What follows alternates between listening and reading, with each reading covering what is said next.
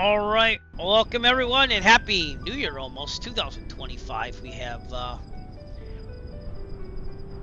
what's his name, Leonardo DiCaprio up there, saluting you every second. So that's awesome.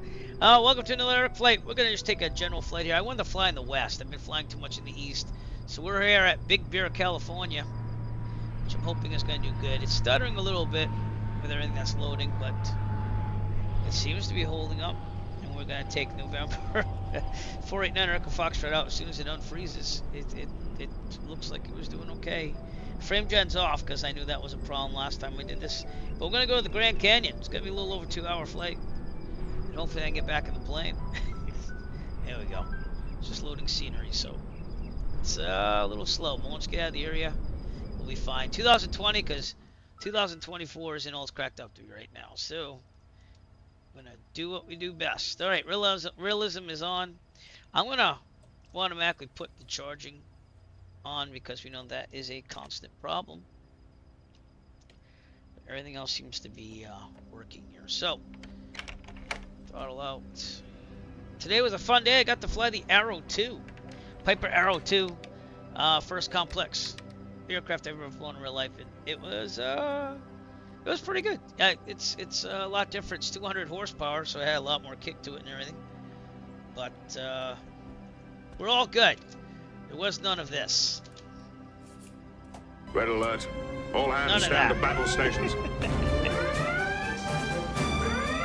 So anyways, we're going to get started here. Got my tablet here ready to go. Show it to you on stream. Let's go have a good flight to Big Bear, which I should probably put in here anyway, so let me do that now. We're also going to avoid the restricted airspace to our east. So, KGCN, create and activate it. Add, oops, clear. How am I drawing? I don't know why I'm drawing. CS restricted airspace, this is like the Marines or something, so we're going to go up here. I could just add the flight. So we're going to go around the restricted airspace and then continue our way to Grand Canyon. We're going to go at 9,500 because there's some mountains. What's up, Jet Pilot Simon? Use your sound, my friend. Use your sound. Things are going well. Got my first complex flying lesson on the way today. So it was cool. 200 horsepower. Felt a little bit more powerful than what I usually fly. So Arrow 2. But thanks for coming in today. Thank you. I work hard on these. Checklist. Let's get this thing started. Get us going here. So, without further ado. Alright, pretend the pre-flight's done. Seat check, backlog good. Avionics are off. I have the powering up because we know there's always a power issue with this thing for some reason. Okay, autopilot's off. Throttle 4 to an inch. Mixture fully. Brakes are set. Make sure those are working. They are. Alright. Hey, by the way, Jet Pilot Sim, I got your hold the date. It's already in my calendar, so we're gonna try to make it. So yeah, well, it's just a low wing profile. When you said you want to do the Hudson again, I'm thinking about taking like a Warrior or the Archer out to give you something else to try. I know that you flew Piper in your past, but just gotta say that I think we should mix it up, right? Get a little try at another aircraft. So for Pipers, what have you flown? Folding brakes, clear prop, master on, beacon on, call clear prop, basic closer, fuel pump on. It's not working. Now it is. 1, 2, 3. Good fixings. There we go. Make sure you use your sound after. Alright, we're gonna clear prop and start this thing. So here we go. Clear prop. It's doing that power thing again. Let's try it again. Clear prop. There's a little more room here for the fixins. You know what I'm talking about? Ooh, we're gonna have a lot. Alright, we're gonna do these. We're gonna have so many fixins up in this motherfucker. I don't know why it Clean just those doesn't want to fixins start. up right now. Yeah, big boy. From now on, you gotta clean up Warrior your 3s own and the arrows. fixins. Okay. So maybe the Archer will give you something different. So they're all the same, to be honest with you. They just have different engines, and obviously the Arrow is complex. So Nick, what's up? How's it going?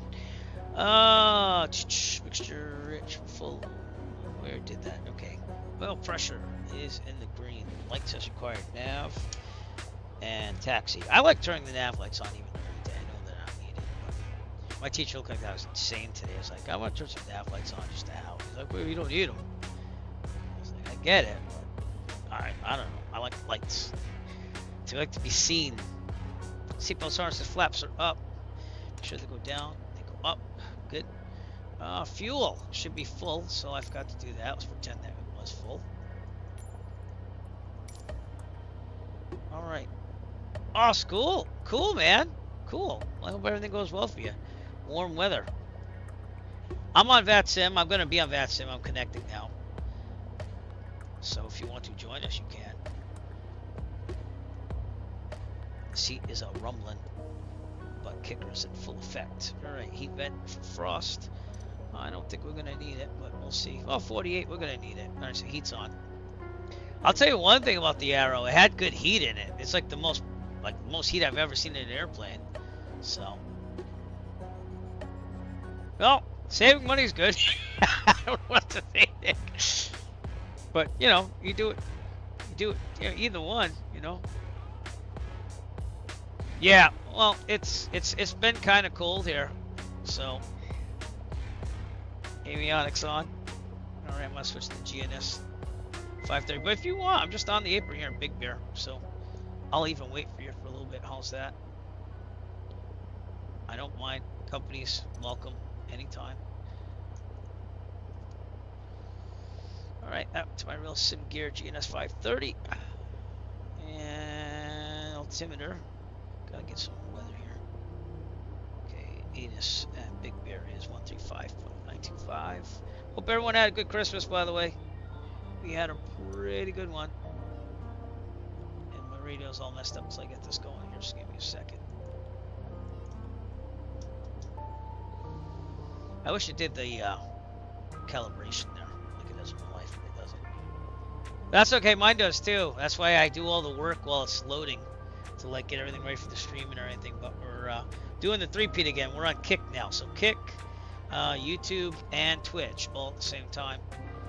And I'd love to add Facebook, and I have Trovo on standby. I just think I should stream everywhere. I just feel like to get it out there. All business. I had a good Christmas. I didn't have a bad Christmas at all. My son got a drone. He got like an intermediate drone. We had fun with that thing, dude. And I don't know if you know this, but I am a certificated UAS pilot, so I don't want to brag or anything. I made my son, my good friend, he bought me the vest there. It says official FAA drone pilot, and I made my son wear it the first day we took his drone out. But the thing's cool. It has like return to home, and it's like all GPS, and it comes back. It's pretty cool, man. It is a drone though. He got that thing up to 200 feet. Legally, you're only supposed to go up to 400, but I increased it to 200. Just a written for us, Nick. Yeah, you just go online, take the online course and the test, and then they'll ship it out to you and call you remote pilot for the rest of your life. It's just regulations, which I have to look at again, but he has a drone that's not in the weight that you need to worry about registering or anything. Anything below 250 grams, and you're good. So, all right, let me get this radio fixed here. So, I don't know why it does this, but it does.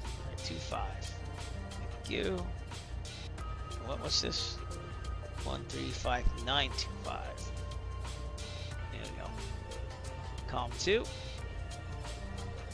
Lima 35 automated weather observation 220 Zulu. Wind 19. Drones are fun though. Now I want one. I want like a real one. 10. Sky condition clear. Temperature 8 Celsius. Was there? 0.10 Celsius. They're all over the place. I don't know. I think the government knows something about it. So I do. I think the government knows something about it. Also, we'd be more in peril right now. So I just don't think they're talking about it. 105 at 6. Sky Vector saying 230 at 8. Yeah, that's not bad. Alright, what are the runways here? Big Bear. Big Bear. Oh, probably gonna take runway 26. So that's what we'll do. We're gonna go to a right and follow that F-16 or whatever that is, F-14 that just landed. Same thing. So Oh, Altimeter great. 908. Well, I don't know. They're supposed to be 400 feet or below unless authorized, so I don't know what's going on there. So, and I'm not much of a government like, oh my God, there's like a big problem, but like, Temperature 8 Celsius. they're supposed to be able to track them if they're, you know, registered.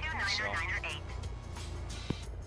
but he's probably just warning you. All right. Anyways, go back to guard. 5,000 feet. What was there? You're on guard with a NOTAM for unmanned aerial surveillance around there? Yeah. Quite interesting to be at 5,000 feet. I mean, did he sound concerned when he said there was a drone? Because if not, they probably got permission. They were just letting you know. All right. What else I gotta do? Checklist. Altimeter is set and is correct. Okay. Oh, my order got shipped from Temu, everybody. ANS altimeter transponder alt squawk catch me at VFR. That's from the IFR flight, Virtual Safe Flying Club. Well, that's kind of interesting. So they're gonna have to start cracking down on that stuff even more than what they're doing. Testing radio 122.8. That's in Unicom's. Cessna 9 Echo Foxtrot radio check, please. It says I'm transmitting. See if anyone talks to me. Probably not. Alright, let's see on Volante if anyone's available. So I found out the problem with my Tobii eye tracker, by the way. When I installed that software, it deactivates the native software. So now we're on our own. Okay. Just checking. Someone else. Oh, wait. Yep. Okay. It's good fixes you are coming. The CTAP is 122.8. I was just checking on the Unicom. But the CTAF for the actual airport, which we'll get to now. Oh crap, I just closed down the program. No, I didn't. Is 122.725. So. Air traffic, mic check. Loud and clear. How do you hear me?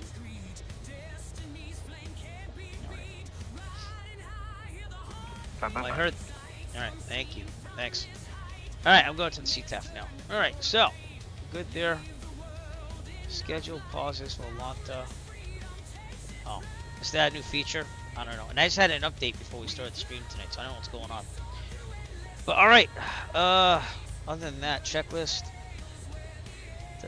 We're gonna probably just taxi out. Oil pressure. Avionics. Radio tested. Taxi light brakes. Test on the way out. Alright, we're gonna start going down to 2.7, did I say? What did I say? No, 2.6. 2.6. And do that, so not much of a plate there, but it is what it is. Alright, I'm gonna turn the tablet off. You don't need to see that. Alright. Parking brake is going off. That was another thing, and this might sound really dumb to people who are real pilots out there, but today's the first time that I actually used like a parking brake on a real world airplane. Probably would have been good to take off the pitot stuff on before starting this thing. Probably. Let me see if I can do it now. Nope, I'm gonna have to turn it off. Alright, here we go. Turn everything off. I forgot to turn off. Do the tie downs. Alright. Oh, I'm an idiot. Maybe that's why it wasn't starting. Okay. So, let's start this over again. Tie downs. Pitot. I think we're good over that. Oh, did you hear that? Oh, those are the jets there. The F-18s, if you will. Microsoft Flight Simulator East server as well. Let's start this thing back up. I'm going to go from memory here. Just started, so I think we should be good. Crack it open. Here we go.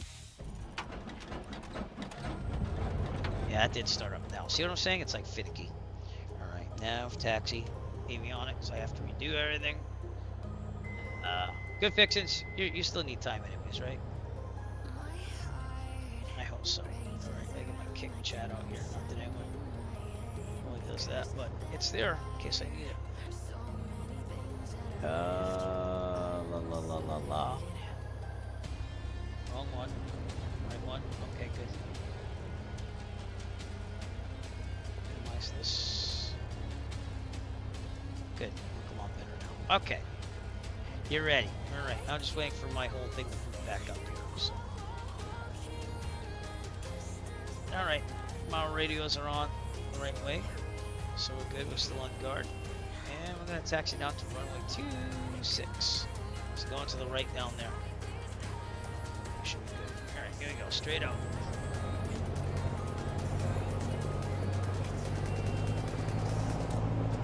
Brakes good.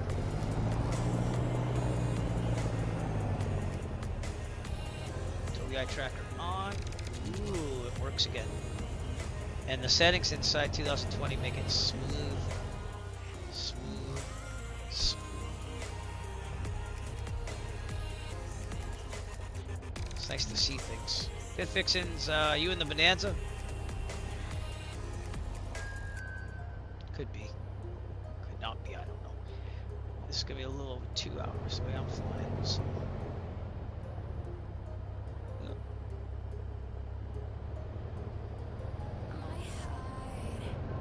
I think I got it on the wrong WI tracker setting, but that's okay. It'll work for now.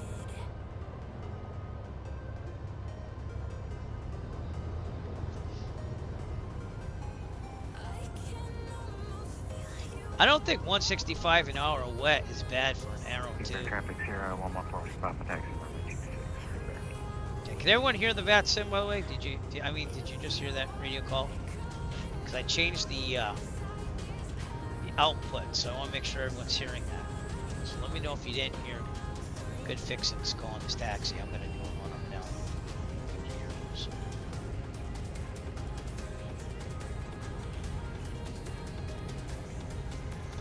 Okay, cool. Just checking.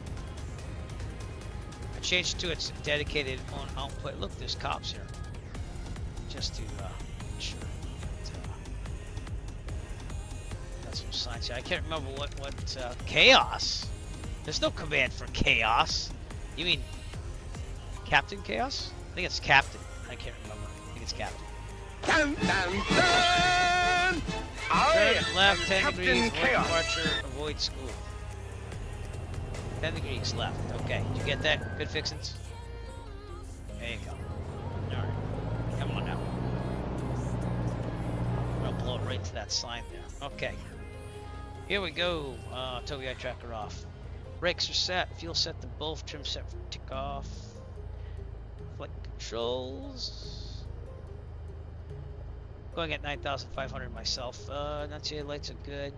Instruments, steering coordinators in the middle. No flag. Heading coordinate should be about 315. Which it is. Alright. Vertical speed looks good. Altimeter looks right. We're going to lean up the mixture too as we do this. Horizon looks good. Should fine. Streets there. Okay, looking good. 1800 RPMs. Enjoy the death metal, light inspired music. Got a little of everything. Now see, it does a little bouncy thing because the temperature's not up in the oil. That's the one thing I can think of. So anyways, let's lean it out. I guess. We are 7,000 feet. MSL. Should be about right. And it's still giving me problems. Right, Magneto? Well, that's terrible. Back to both. You should have a preheater or something. That's all I can think of is that the temp's not really there yet. No, I thought it was there. Right? It's terrible. Set the max. Come on, stop bouncing around.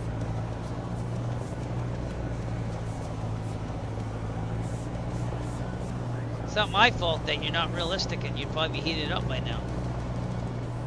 Right. Back to both. Now it is. Left. Back to both. Okay. Vacuum and amps are good. Amps charged. Level pressure is good. Oil temperature is finally somewhat green. Probably why it's not sucking oil in there hard. Idling. Throttle friction lock. Make sure to lean to check. Just enough. Not all the way. Oh.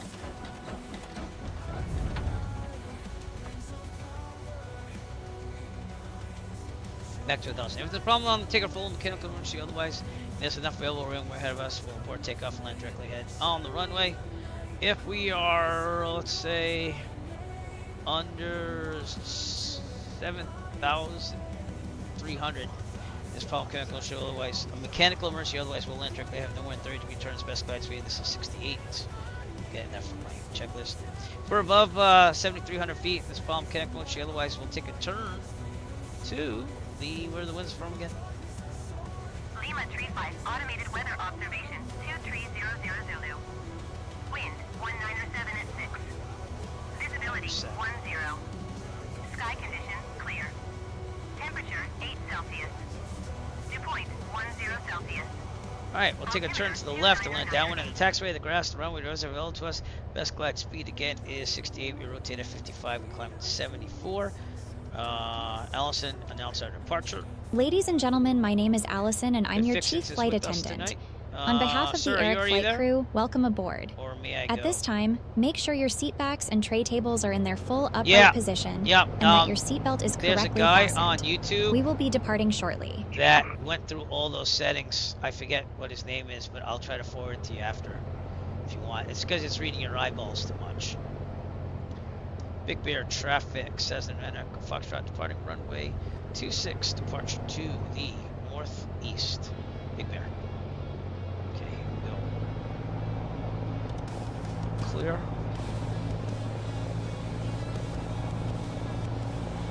See, it's reading my eyes too, that's why it's moving over. But if you want, I'll copy my settings and send them to you too, because they're not bad at all. It does take some getting used to. Okay, in the middle, heels on the floor. And TOBI tracker off for now. Move my view over to the left a little bit. And we're good to go. Here we go, full throttle. Let's take a turn to the right this problem. Just so that the wind shifter. It said 190, so I don't know. Windsock should be from the other way, shouldn't it? It's 190. Rotate. And again, we're going to turn. Oh, these are very nice views. Thank you, sir. Well, there you go. Price is a big thing. I think that we have a problem with the low density here. So, something's going on.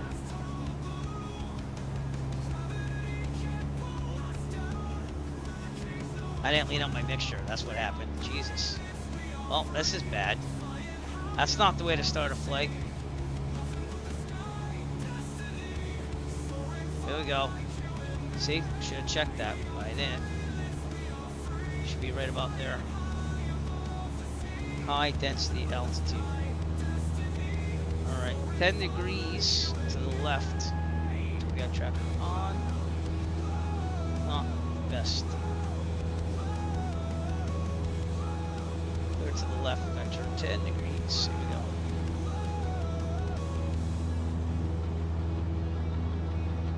Avoid the school. Oh, I got this. I'm good. I had to lean on the mixture. So, now we're fine. Kind of went by a fuel flow on that one. That was terrible.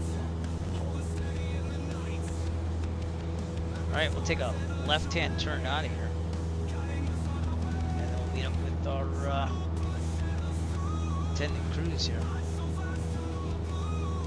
Thank you for joining the channel, by the way, Bliss. Alright, clear on the left. Here we go.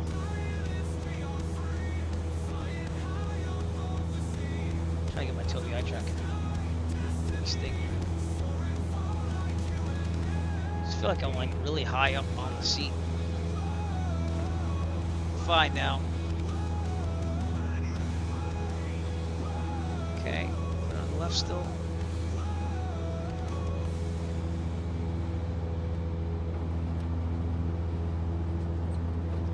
Autopilots. Speed. Big Bear traffic, full stop departing runway 26, Big Bear. I'll actually do the heading right to the TOBI track off. Heading. Thank you. The altitude. Thank you. Turn this puppy around.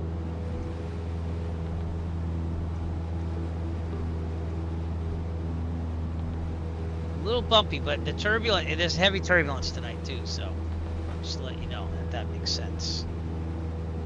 That's why we're having such issues. I'm also flying at 1,000 feet. Shouldn't be. Come on now. Push that button. Come on now. I don't want to stall. Thanks for the slow flight training, but not needed. Oh God. Why? Why does this always happen? Something always messes up. Here we go. Alright, and then eventually we'll get more power. Fine. Alright, I didn't see you, good fixins. Jerry, depart. I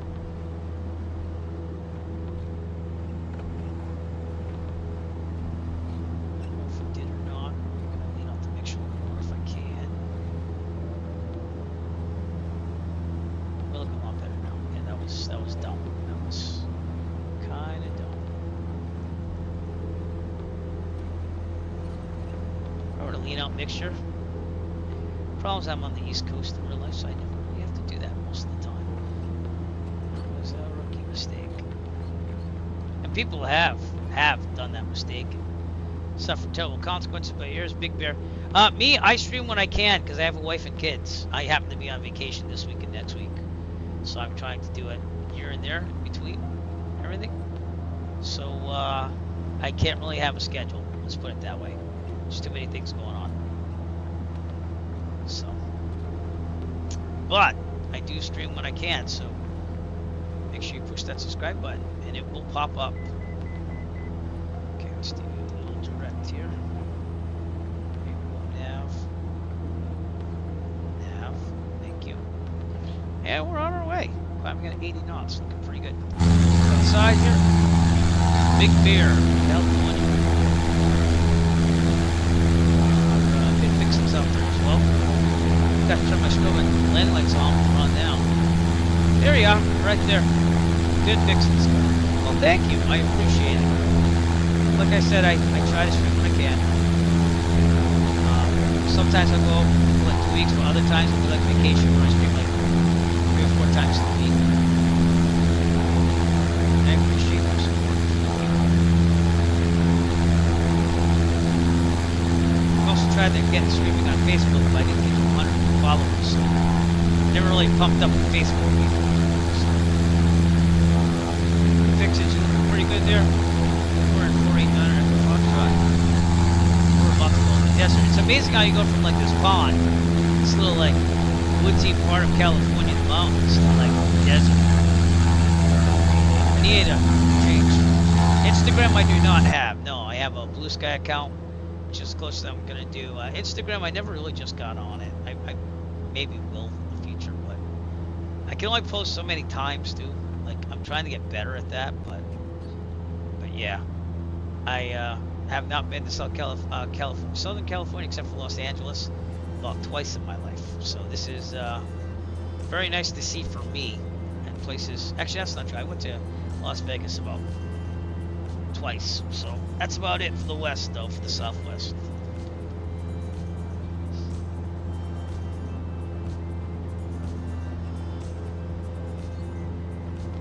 Iced tea is good. I turn the tablet off, but I'll show you where we're at as of now. We're outside Big Bear. I've flown one airliner. I used to do airliners in the late 90s, early 2000s as virtual airlines, but we didn't have streaming back then. But I did do one stream as an airliner with the PMDG, and I probably will do it again sometime. I'm not very good at the FMC.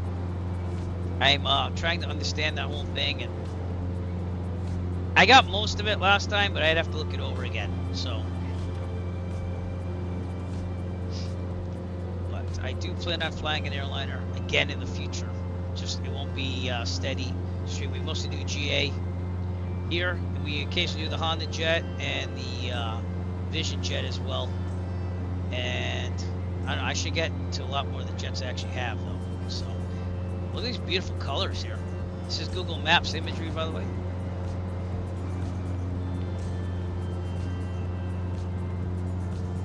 Oh, okay, cool, man. Well, let me know if you see us on here. we're going to be avoiding the restricted airspace up ahead, so I should actually turn more north. I'm going to go with the heading here instead of my nav. So let's go pure north almost. And I'll switch to that sim Unicom, and we are good. Yeah, if you're near us, let us know. But yeah, the flows I like studied because again, back in the 90s, 2000s, I didn't know what the heck I was doing half the time. But what was I gonna say? I studied a Ryanair captain. I know that Ryanair doesn't have a good name on it, but I studied that whole flow and I have a checklist. It made sense. The FMC made sense for the most part. It's just putting the stuff in was a little difficult once in a while. And like, for example, and you might laugh at this, but I didn't know that a briefer gave you most of the stuff. I do. I have good fixes. Right behind me, out there in the distance, fellow Virtuous Flight Club member.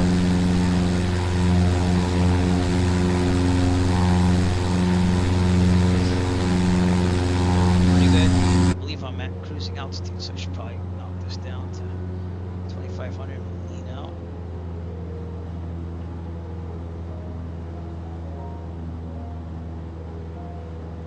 Too much.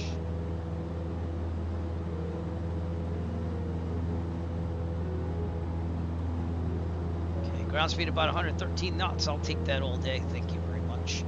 But we are going to go around this restricted airspace. This is a marine trading area over here, so I'd rather just avoid it. And it's from the surface all the way to unlimited. So.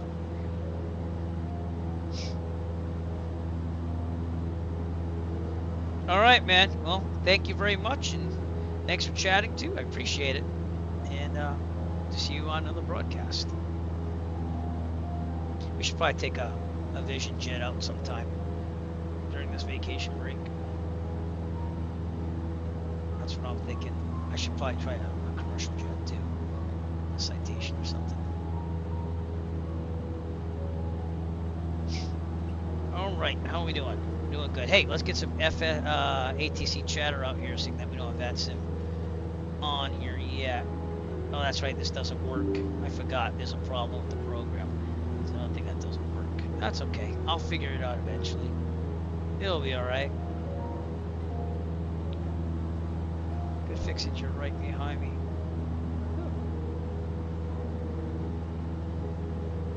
There you are, right there in the Kodiak. Very nice, sir. See if we can find the Southwest. He's in Albuquerque, New Mexico. Just go to Central there. And so again, we're gonna go north and avoid that. There's gonna be heavy turbulence longer, according to Sky Vector. So should be a little adventurous.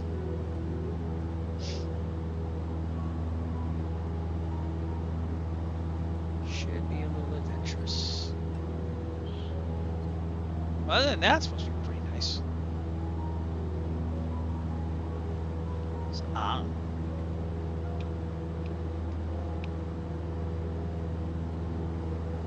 That's more the viewpoint right there. Yeah, that makes sense.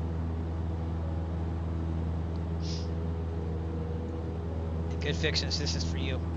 Just want to tell you both good luck. We're all counting on you. That's all.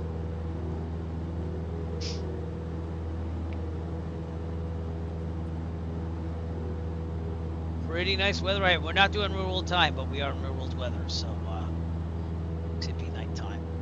And at least with now 2020, you can set it to whatever you want with the real world weather. 2024, you still can't do that.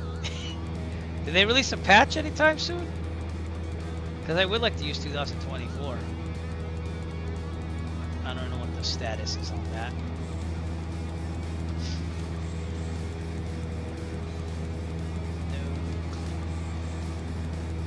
News and announcements 4 on red.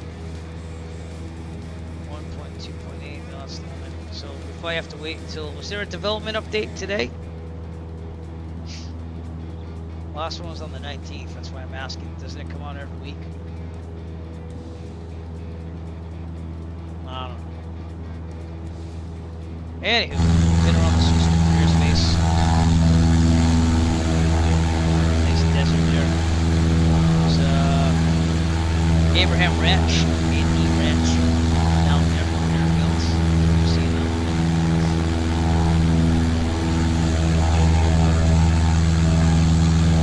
flight is good.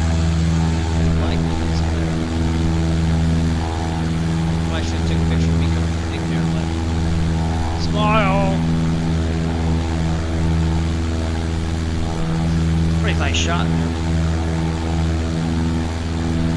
Again, if you don't want to fly WBSim, cruise setting for the Sierra. For what I'm doing 9,500.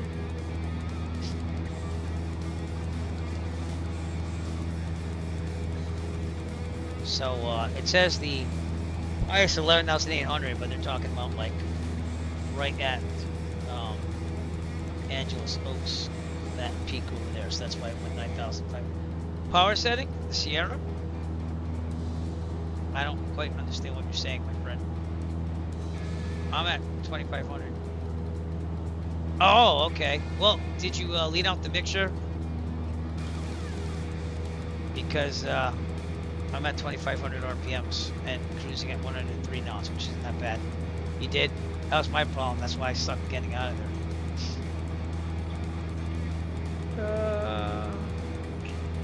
I don't know what the cruise setting would be for Kodiak. Give me a second. Let's see if we can find it. Kodiak. Cruise. 75%. Let's see if they got a 75% cruise setting. Setting. I'd have to have a fuel to do that. Alright. Trim range with Kodiak. No. Cruise speed.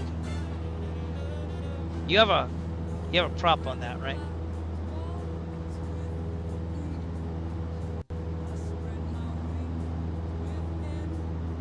Yeah. Alright, I got this thing right here. I don't know if this chart's gonna be. I'm just looking for whatever I can find. Maximum engine is.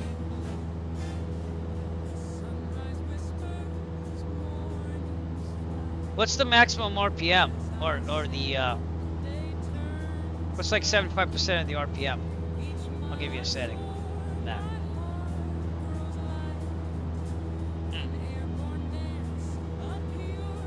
Yeah. I don't know. I'm gonna guess if it's 2,400 RPMs on 75%, probably go like 22 in full pressure.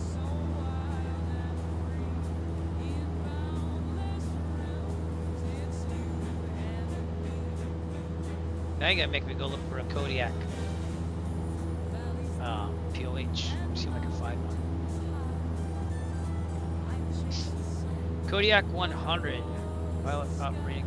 Yeah, Kodiak 100 series. I don't know if that's what it is. I'm looking at it though. Give me a second. Find the table. Airplane weight and balance performance section 5, which is in the Cessna. All right, section 5.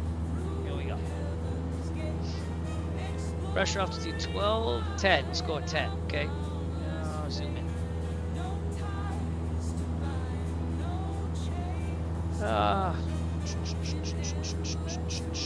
Torque, fuel flow, airspeed. So you want probably 2,200 RPMs.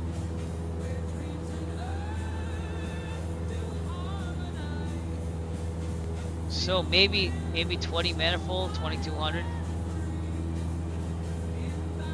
RPMs. Cruise performance.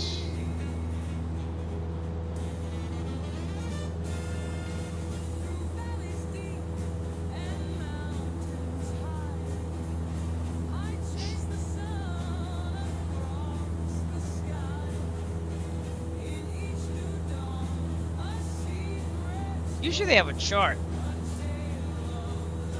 for it.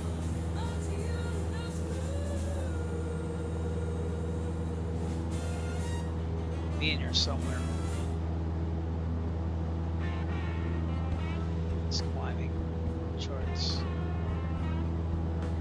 It's usually one that says like cruise, but I think we already went by it. It didn't really have either performance. That's landing.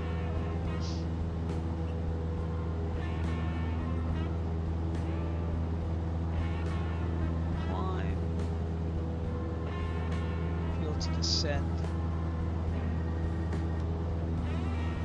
Endurance profiles 2000. Cruise pressure altitude 10,000.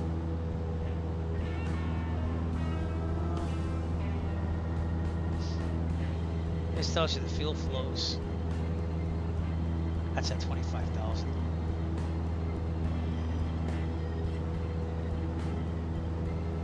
That's why I was looking at 10,000.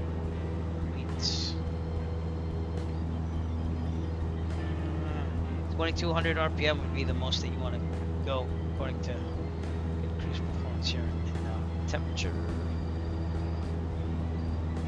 Of course, you do this all ahead of time, but go for 2200 and maybe 20 manifold. It's 4 Celsius. So you should be getting about a fuel flow of torque pounds per foot. Is that what it's reading on the gauge? So you should have probably 1200-ish torque pounds per foot. Fuel flow should be about 300-ish. And your true airspeed should be around 170 to 175. I don't know if that helps, but I'm trying.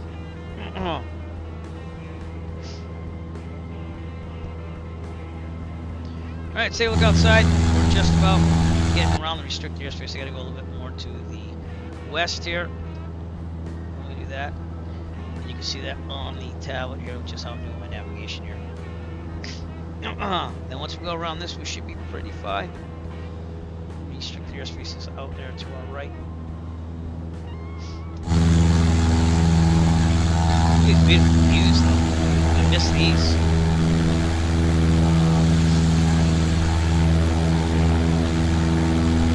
Got contrail up there. I don't know what that traffic is.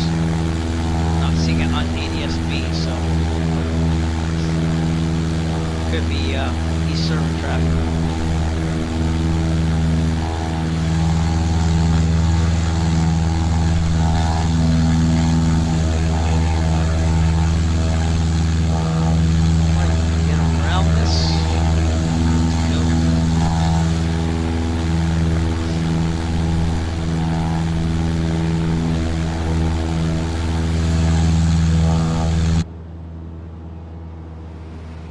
You liking the views? Good fixing at least, even though the plane's suffering on power there.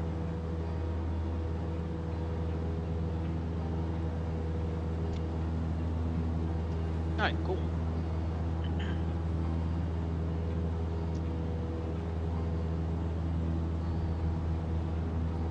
It is very scenic.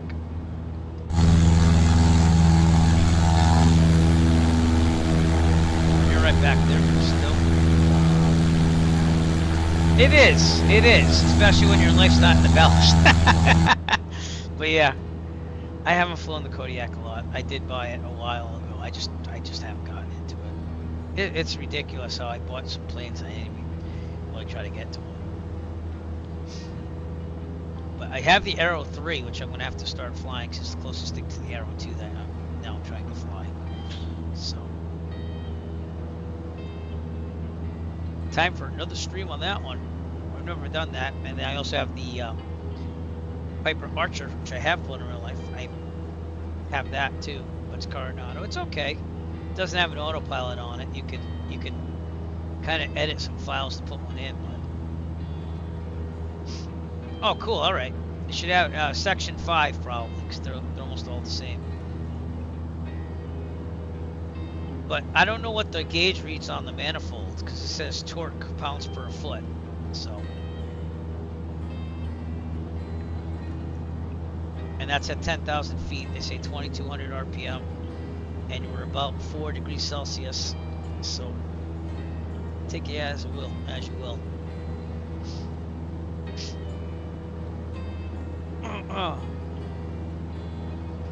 I found out today that on the Aero 2, we typically set for 2,100 and about 2,300 on cruise. At least that's what he had me doing. Then we did some stalls, slow flight.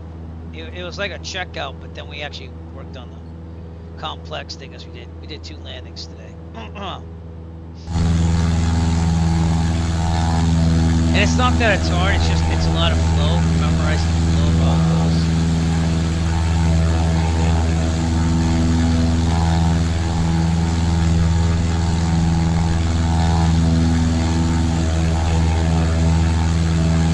Alright, we can probably turn direct now, so let's go direct.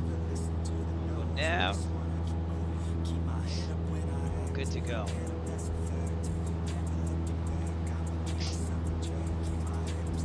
And it's gonna take me about 2 hours from here or so. So we'll see if we push it just a little bit. My Wi-Fi card and my laptop started working again, but it's a new one. I replaced it, so it randomly decides what it wants to do, and if not, I got this dongle which is Wi-Fi and Bluetooth. They're about the same speed too, which is, I found that fascinating because I thought this was a cheap one. It's like $12. It cost me $8.99 to replace the inner Killer wireless card, and then it was doing the same thing. So I don't know. Laptop is doing just fine now. Take that as you will. I did buy network cable though, because I think I'm gonna do network Ethernet cable when I'm in the room. Desktop already has it, but I went and bought Cat 8 because I didn't remember what Cat I had before. So let's see what happens. We got some ROADs here. ROADs. Almost typed in all caps there. That's bad. Roads? Where we're going, we don't need roads. Like the That cut off early. Hey, she doesn't cut off that easy. Oh, well. I'm supposed to say flying DeLorean?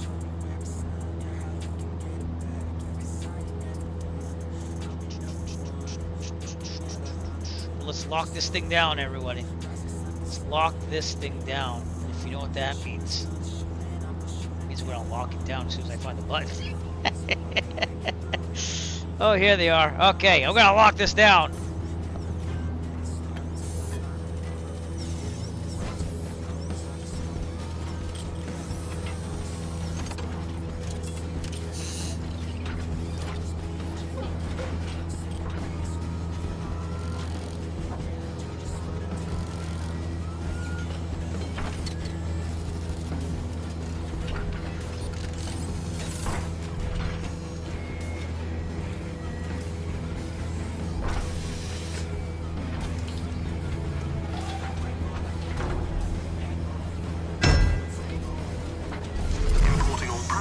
From home interface.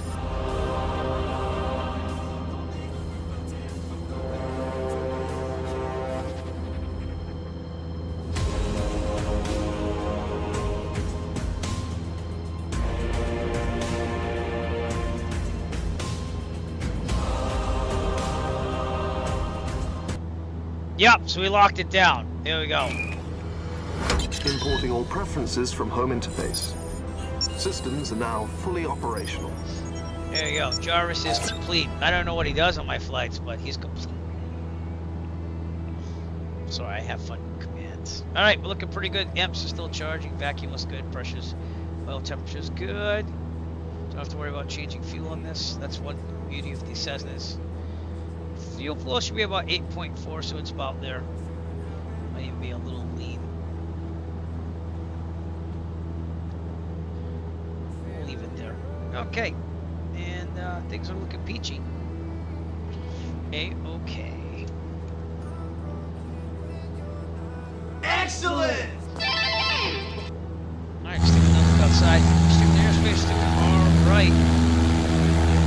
See much over there. I don't know if this gelatinous mass is down there, but that's interesting. Scorched earth.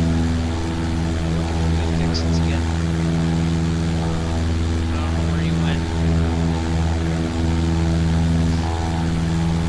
Oh, there you are.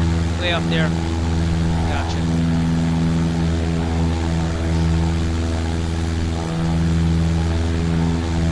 Very good, sir. Get another picture of that nice sun in here. There we go.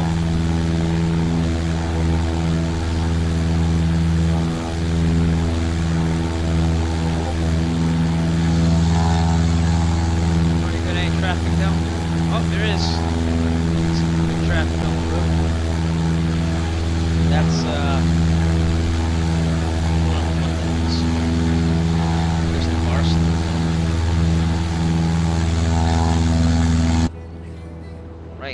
to be hitting near the Granite Mountains coming up on our right.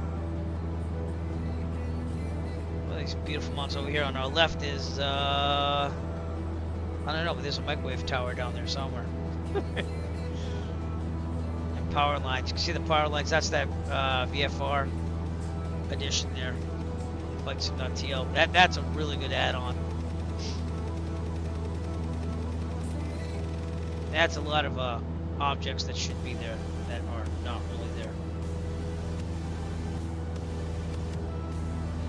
It's supposed to be a microwave. Oh, is that it? That is. That's the microwave tower that's on the sectional. Cool. It's nice to see things like that. I can find access in back of the power lines. You can see here. Pretty cool.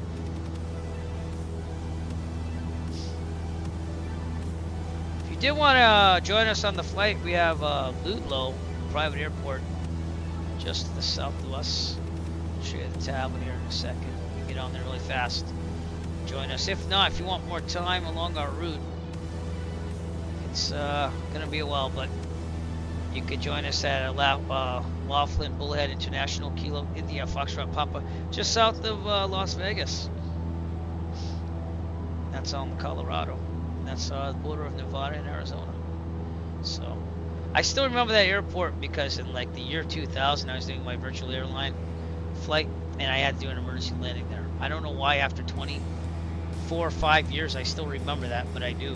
Kind of weird.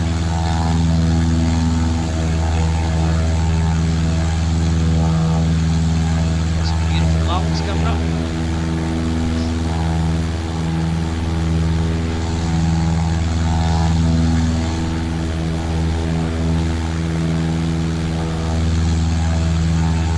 And no problems in 2020. That's all I know.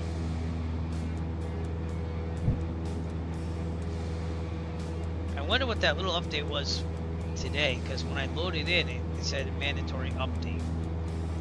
So I'd love to find out what that was all about.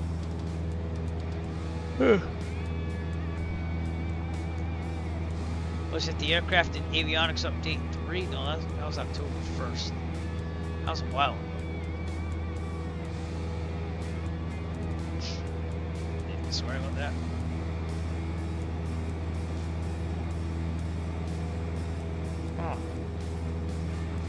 I don't know, but there was some update on 2020 for me.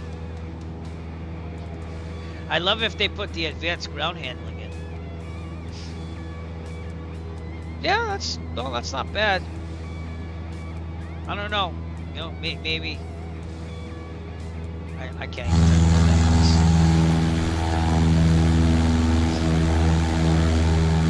is. What's your ground speed? I'm up to 119. Making pretty good. The winds are with us too.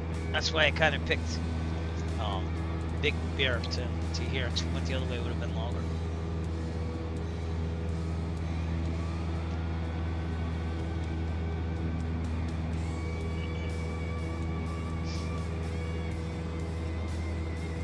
Beautiful sights though. Oh, there you go. So you should catch up a little bit. Be about the same.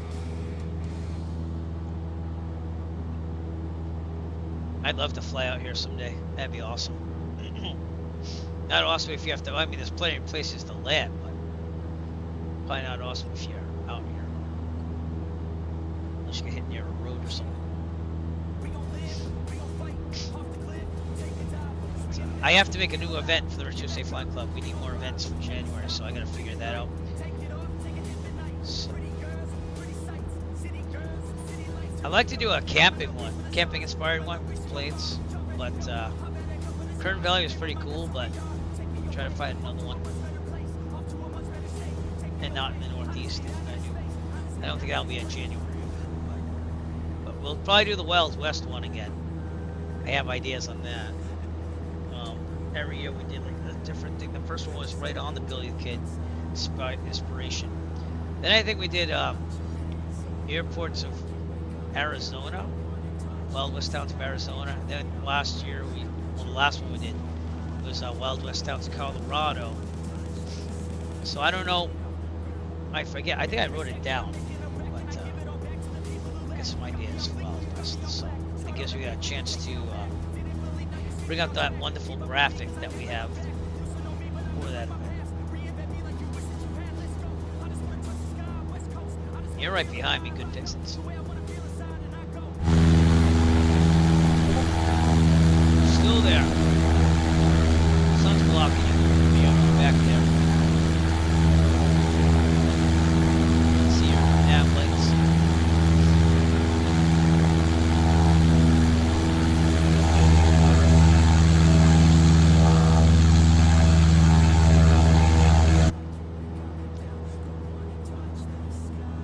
No ATC yet. Very close to Albuquerque Center.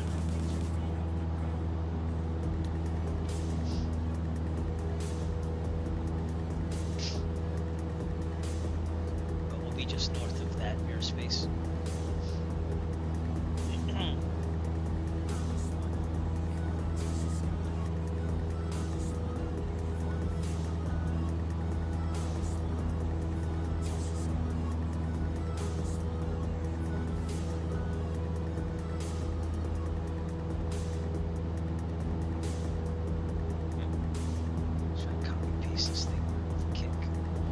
Haven't had any integration in the kick. I put more emoji, emotes up there last night, but we tried our best here.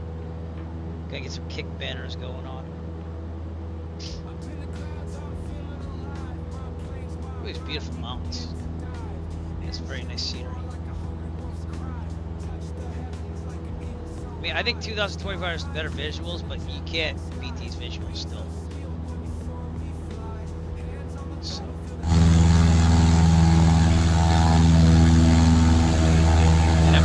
I'm probably gonna renew the Google Map enhancement while it's been working. I've gotten things a lot more stabler on 2020 than ever before. So I'll say that and they'll crash the desktop. Oh man. Let's go a little faster. 5. Actually, that is more than 5. That's maneuvering speed. We're okay. 120 knots. Ground speed not too sharp. I just want to do this command because it's funny and it's one of the newer ones. So here we go. Put them in the Iron Maiden. Iron Maiden? Excellent! Execute them. Bogus. Oh, I got so many more ideas. But I did work on the New Year thing above. That was late last night, so yeah, I'd say so. Everyone thinks that Kodiak is awesome. I think I tried it like maybe 5 times off stream, and it's not that it wasn't impressive. It's just I never got back to it.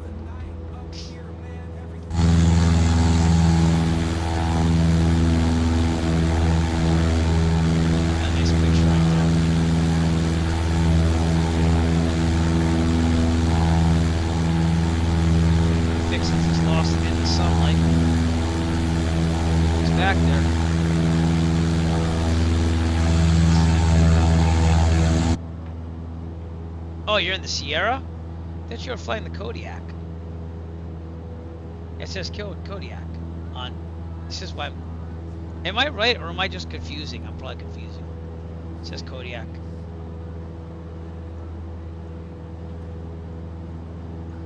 That's our intended destination right there, so we shall see. Love to see more general aviation on VATSIM. I think it'd be awesome. If they can pack the skies, but we'll see. Alright, I'm gonna check out what that means.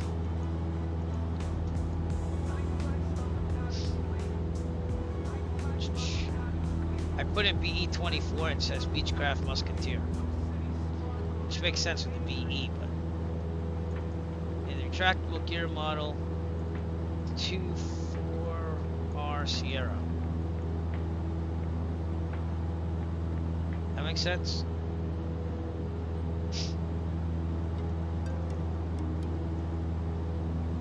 This BE usually means Beechcraft.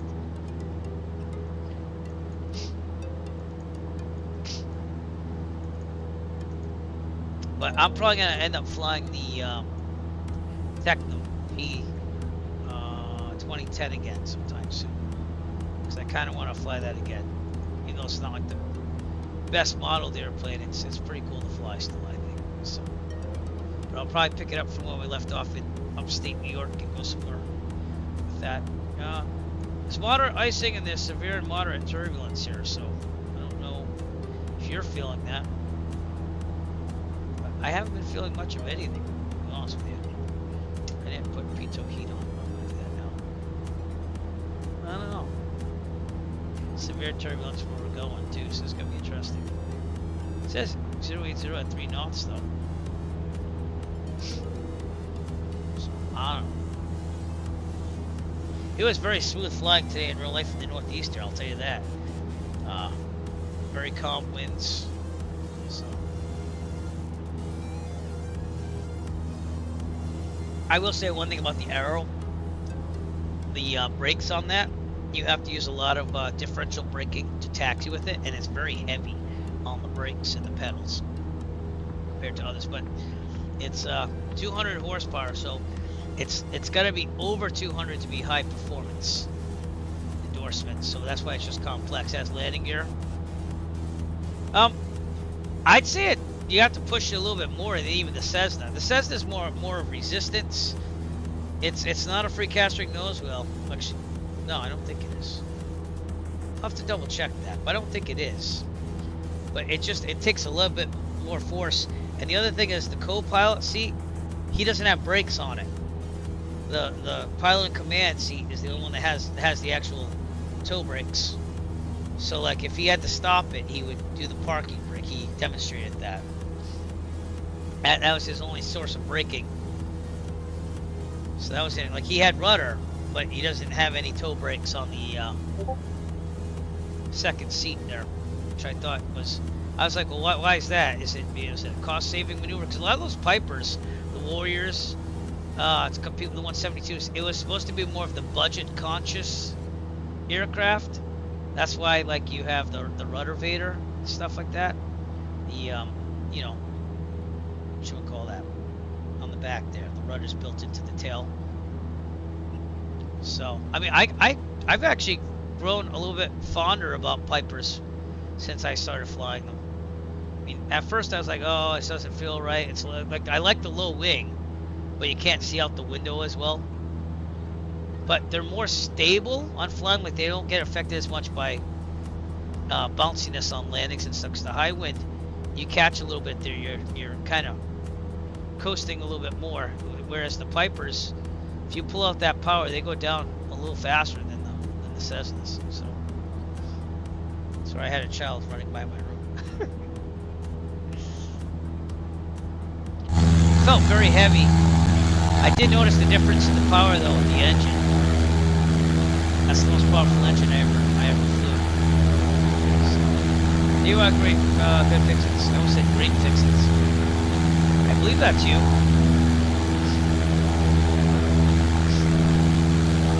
We had mountains off to our left. Our right. Sorry, our right. You have the Providence Mountains over here. Took a video as I drove through downtown Providence today. I was gonna kind of post as a short to show where FS Expo is gonna be this year. So I had to go to my father's and help him install a new DC power adapter for his home security system. His security company, which should not be named, they were like, oh no, we got to replace this part, and they don't make it anymore. And all it was the power adapter went on it. You just had to plug a new one in. So they got bought out, the security company, by another company, so they don't deal with the archaic parts as much. So I guess they just wanted to upgrade him, but like he doesn't need it, nor does he really want it. So I don't know. I used one of those, set them up. Shall not be named. Alpha Delta Tango. Shall not be named. That was a mistake. What'd you do? Yeah, I'm not a big fan. I do have a security system on my home, but like, it's one of those you put it in yourself and then you pay for the service. And I find that to be better. I got security cameras and everything. I don't know. It's a lot cheaper than what he's paying. I do know that, even with the purchase of the equipment. So we've had it for quite a number of years, and we've been happy with it. When we bought this house, I did outfit it with some smart stuff, so that way you can do that. It came in handy. Like my father would get the mail for me when we were in Florida on vacation, and I just open up the garage from Florida and say, "Yeah, just leave it right there, thanks." So comes in handy, you know. The thermostat, same thing, because we'd run the air conditioner, but like turn it off and on to try to save money while we were gone. So smart homes are where it's at. I'm saying, if they're set up properly. That's the Mojave National Preserve over here. That's what it says on the section, at least. That looks beautiful too.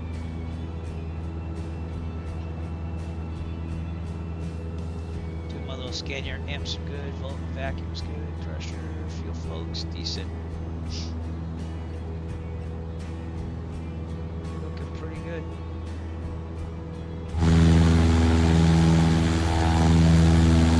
Hey, look, Elon Musk is with us tonight. There you go. Not a fan, but he's there, I guess.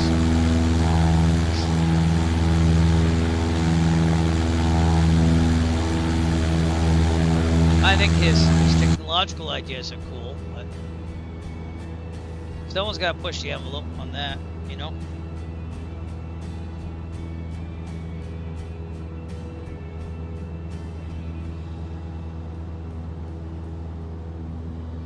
Alright. Province Mountains here, so. Come on now, babe.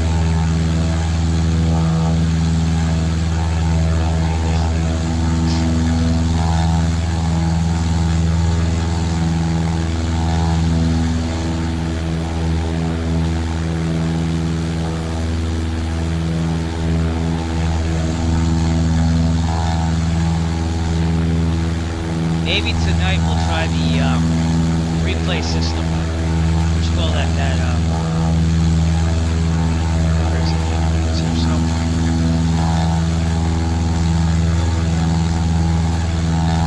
Nope. It was over here. Wait, nope. Maybe I'll load the replay system. You know, I say flight control replay. Is that what it's called? Try that out and see what happens. Do that later. Gotta see where I put it all here. Oh, I never did load FSLTL traffic. Let me do that too. I wonder why my frames are good. Is this thing reading frames again? Oh, it is. Cool.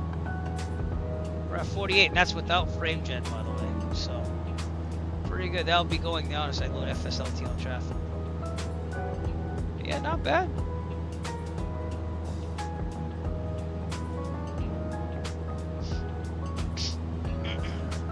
Problem with the frame gen is you need enough frames. Like this would be working fine with that. I'd be getting like 70. But if you go to a high density area where the frames naturally just drop down, sometimes it like skips and works weird. So, but you can turn it on and off.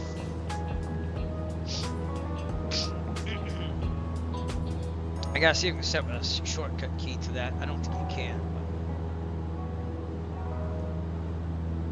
Alright, we got about an hour and a half here. Beautiful scenes everywhere. Province Mountains right there.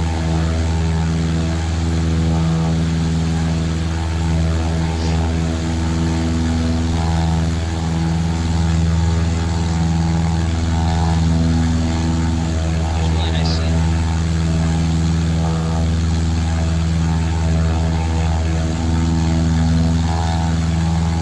Contrails. Another thing you don't see in 2024. That's parallel. Added on the contrails. Oh, we got another aircraft up there as well. Yeah, I'm not getting anything on the ADS-B here.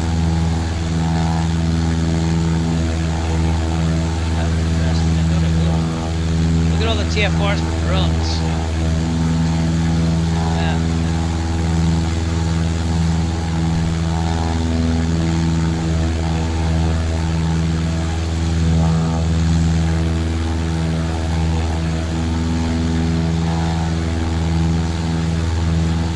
Good fixes, that might be you out there.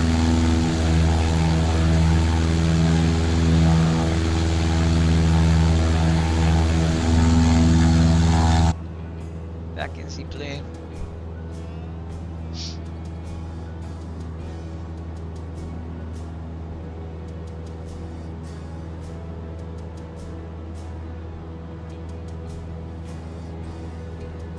we're good on fuel.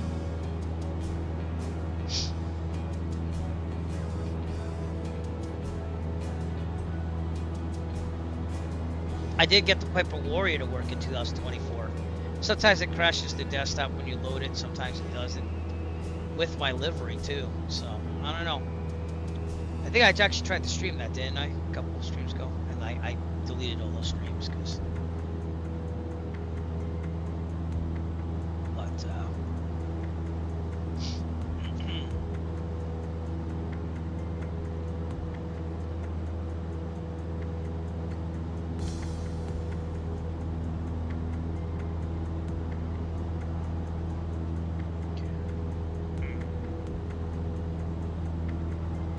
we have a new emote or emoji, if you will, on Twitch. I have to rotating. Oh, did you? Nice. How's it work on your system, Nick? It does work. I mean, it's finicky. It still has some memory problems and stuff like that. But oh, that wasn't it. I wanted my rotating one. There it is.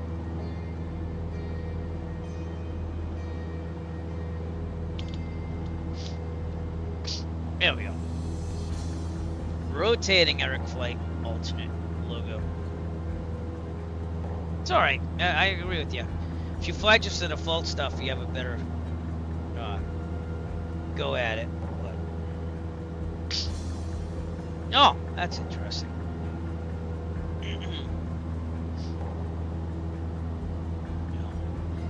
When it first got released, you couldn't even fly the Steam Gauge 172.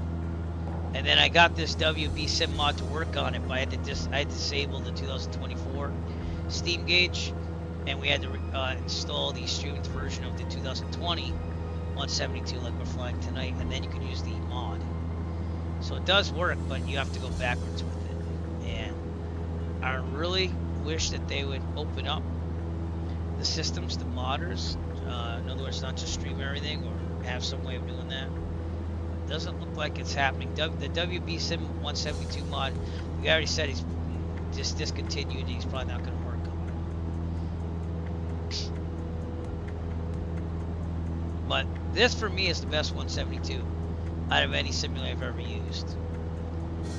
X-Plane, I tried the what call that? The REP Rep one, the default. I never liked it. It never felt right to me. So. This feels pretty good. The speeds line up.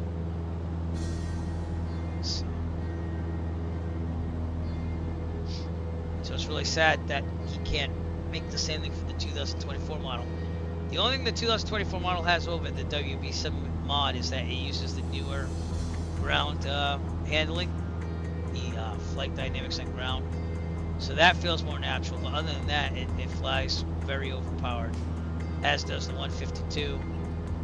As does the Cirrus. They all are overpowered. So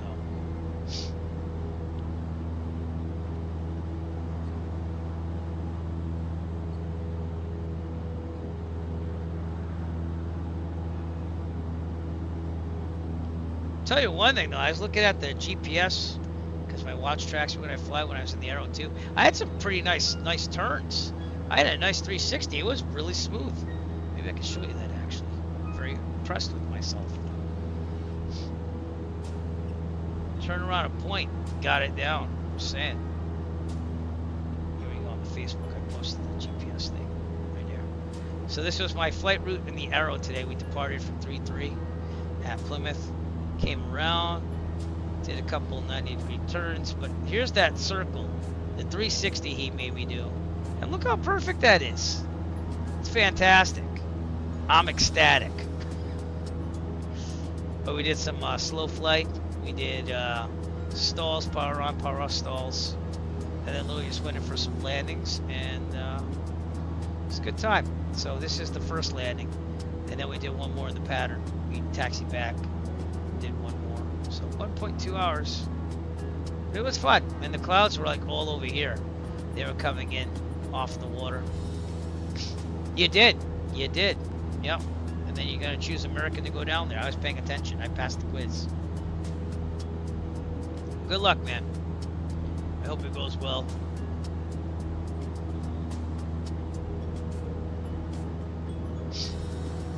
Florida's a good place. And you're used to it from college, so. And to be honest with you, you got storms and stuff down there, but it's not like the Northeast where we get crappy weather for like a month. You know? Yeah, I think it's going to be returning. So, good luck. You'll get somewhere.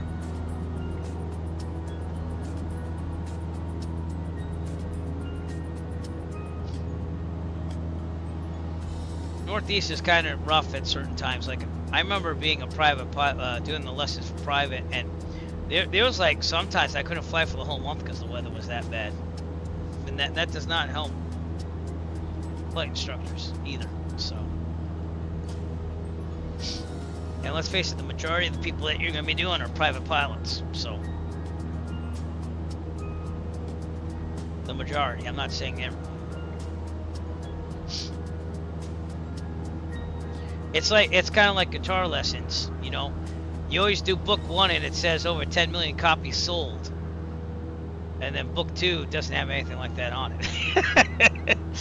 And the same thing with the guitar stores, except for maybe Guitar Center that carries some of the upper echelon guitars. They're always like got a lot of the beginner models at mom and pop because that's what sells, you know. And if they don't have it, they'll say, "Oh, I can order that for you."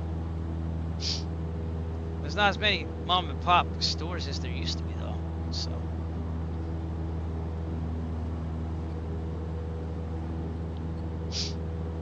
and you have to be in person to do flight lessons. It's not like guitar lessons where you can do them virtually and do all that stuff. So, well, it depends. Depends what they need you for, you know.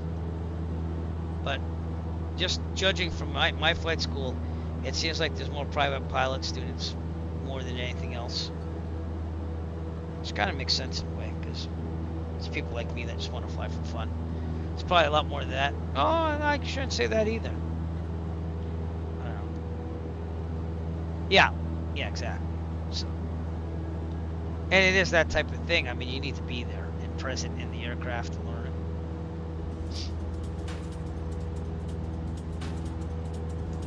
All right, we are currently flying over. Now, past the Providence Mountains, we got this whole little mountain range here that we're going over.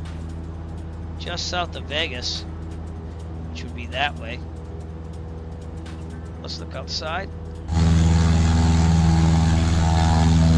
Yep, he's loading something.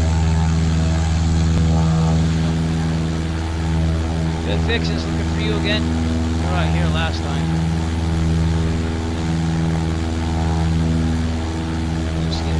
You're right off my left. Yeah, you're out here. Probably more like over here somewhere. Oh, there you are. Right there. Found you. You see that little dot? I see it. You see your nav lights. That's about it.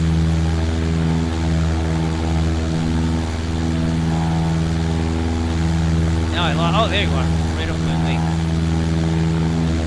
And I lost your face a bit too much. You're right there. Kind of hard to see on the screen. More of a plateau actually here. And the Colorado River. Over there.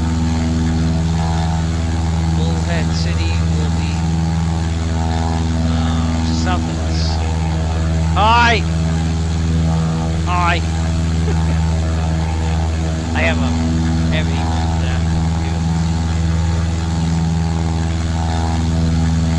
That was Conti. That was a nice little Conti wave there. Mine's in a plane though.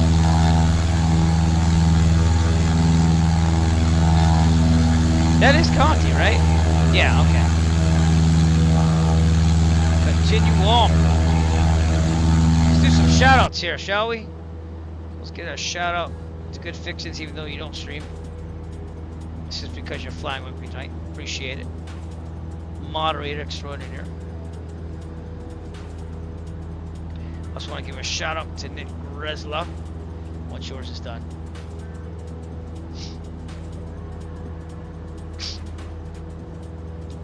Waiting for it. Waiting for it. Still waiting. Good fixins. It might be paused on that. I'm just being fun. Nick Breslow for joining the broadcast tonight. Shout out for you. Posing with the Cirrus right there. Pretty jealous. Just saying. Also a shout out to Jet Pilot Cinnamon. Oh, thank you. Thank you for hitting that applause. It was excellently put out there at Good Fixins.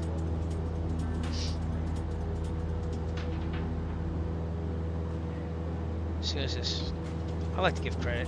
Shout out to Jet Pilot Cinnamon as well. And whoever else is watching Twitch stream, make yourself known if you want a little shout out. Even if you don't stream, I'll give it to you. I appreciate all your support. So, yeah. My instructor doesn't particularly love the Cirrus. So I told him my plan. I was like, I'm gonna get the complex, then I'm gonna fly some more, then I'm gonna try to finish up the instrument, and then once I do that over a series of years, I'm thinking years to be realistic, then I go get the Cirrus for the high performance. And he's like, I flew it. You know, we had one. No one wanted to fly it.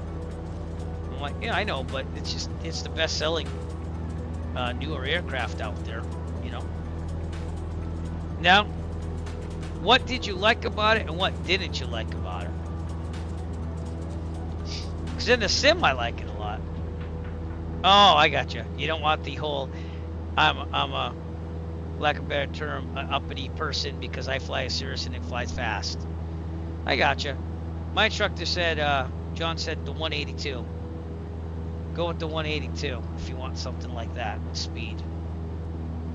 So, he's a big fan of the 182. But he hasn't flown one in forever, so. Yeah, I got you. There's a guy on YouTube. He owns a Cirrus, and he like flies it for business and stuff. So Baron, I want to try a Cardinal. So once I get the complex endorsement, that wouldn't be far off. So, but I always looked at a Cardinal and said, man, I like to get it because the doors are big, and I understand there's a problem with the wind catching them when you open, but it just looks like a more comfortable 172. I've never stepped foot in one, and the last time I flew one on the sim wasn't prepared. But I don't. Do they even have a Cardinal for MSFS? I don't think they do. Yeah, I don't think they have one. No, wait. Maybe.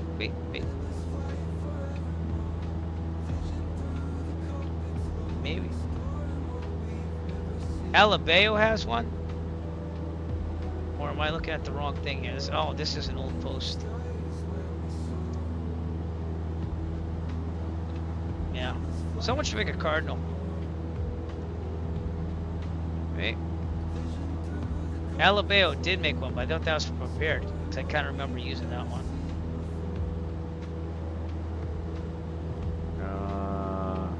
Yeah, it's FSX and prepared. So that's what I did fly last time in the sim. I love to step in one of those, and they have a Cardinal. It doesn't work at 12. Yeah, I don't remember it being flashy. I mean, it looked decent. It looked like Coronado type thing, you know.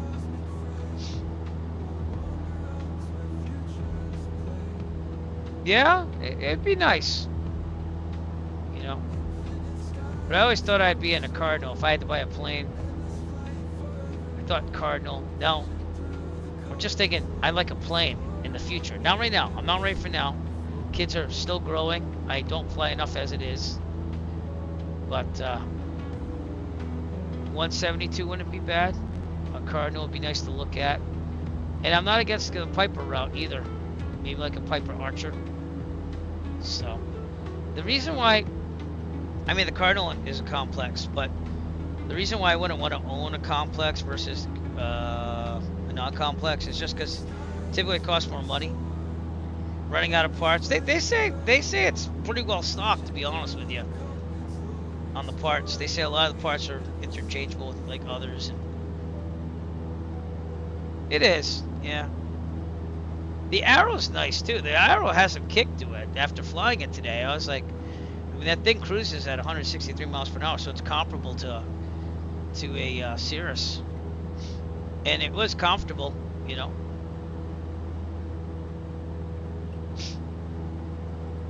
Basically, all the Pipers though, like you got your Warrior, then you have your Archer, and it's just a bigger Warrior with a 180 engine in it. That nice at our flight school.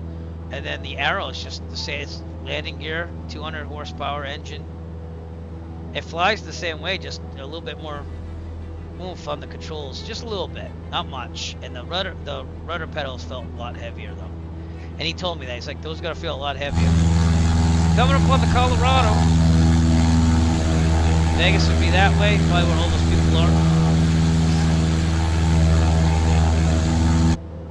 I think a guy I know from the high school I went to, he was a friend of my brother's back in the day.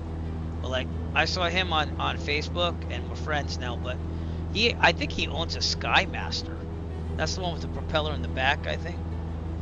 So I was like, wow, that's kind of interesting. He flies out of North Central. So I told him we should probably go flying together, but we never really made that happen. So I still owe Nick a ride in a Piper, so you know.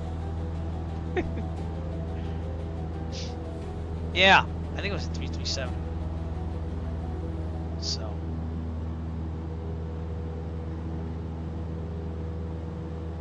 Well, yeah, I got that. I don't think so either. I wouldn't want it.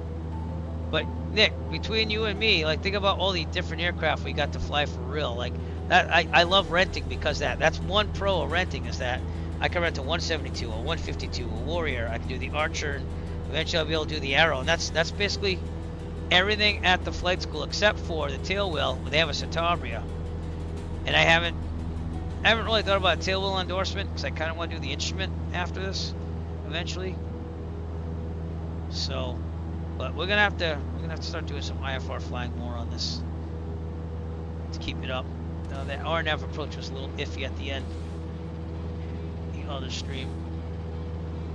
Not that I didn't know what I was doing. It's just over control. I always over control. That too, yeah, exactly. You know what I'm saying? But I think that, and I thought about this today as I was driving back from the airport. I would, even if I owned a 172, I'd probably want to rent the Piper from time to time. You know what I'm saying? So. Oh, I will let you know. I will let you know because I don't know what the time frame is on that. We're gonna try. I'm flying tomorrow again at 9 a.m. I'm really trying to knock this one out. And then I have like 3 flights booked next week because I just had to wait with everything that was going on, and so I saved up some money. But yeah, I will let you know, dude. I seriously will let you know. But I gotta get back on it first. I have the books and everything. I should have been studying for the written already, but it's alright. But we ended up with just shooting approaches. That's where we ended up. And the last one was an ILS in Providence. And then after that, I just had to kind of take a break. But, yeah, I could tell you did really good at that time when we flew the 172 there. Very comfortable with it.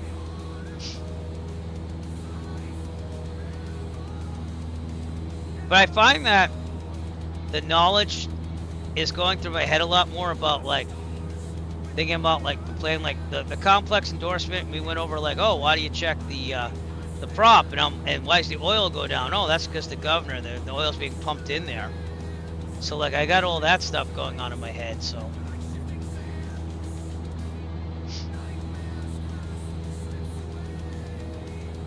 Colorado River coming up. What's this thing?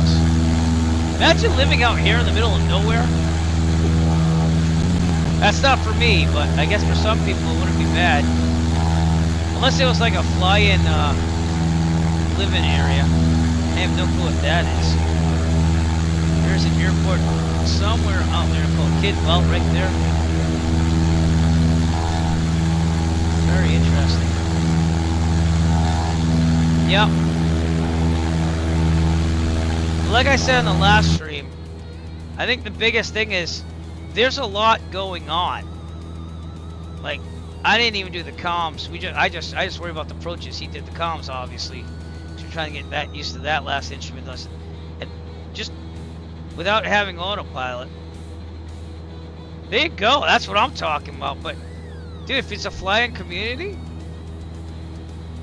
it's just and you get used to it. You get used to the workload. But without an autopilot, you're worrying about your scan. You're flying. You're worrying about putting stuff in here, in the GNS, and then you're briefing the whole thing, and then you have, like, you know, traffic coming in, and so it is demanding. It's demanding to do everything. It's just like private when you learn communication. It's expecting what's going to be happening ahead of time. That's all communications is for private, honestly, is understanding what you're going to say before you say it, and understanding what's probably going to be thrown back at you. Who's out there? What is this thing? That's what I want. I can't even tell you what that looks like. A playground, doesn't it?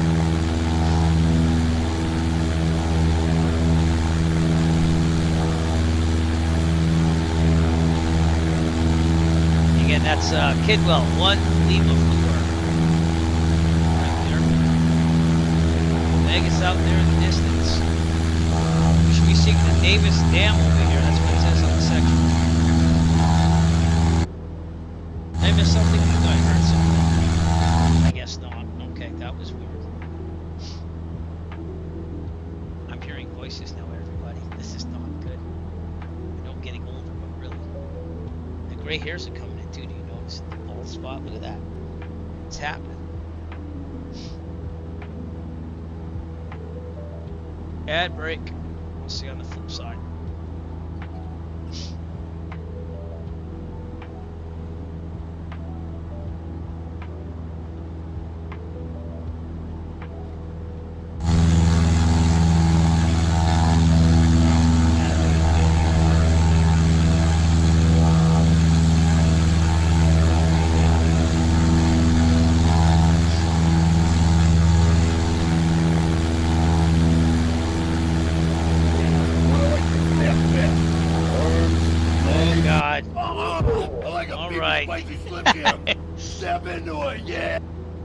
I got a macho size Slim Jim in my stocking for Christmas. Does that count?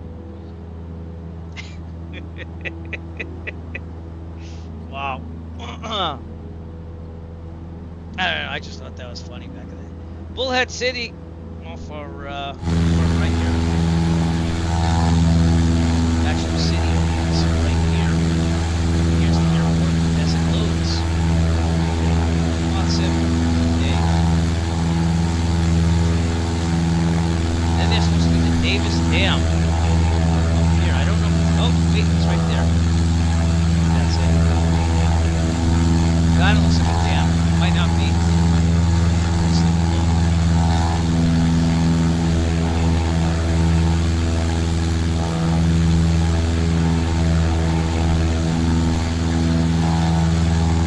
Left simulator time about 3 p.m. local time. There's good fixings out there in the distance, I believe. You look so far out, but yet you're not that far out.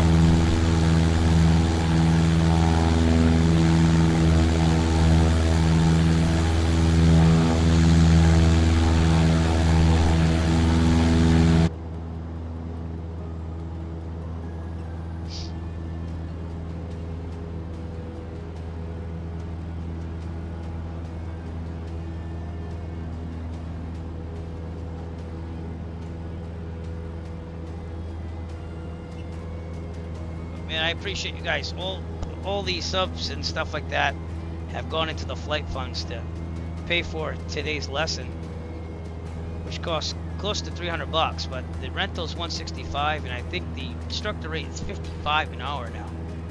So,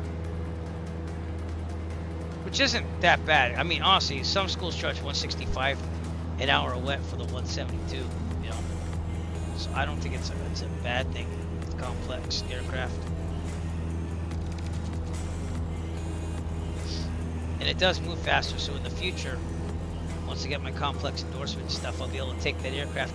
And if you think about it, it works out about the same depending on the speed, you know. So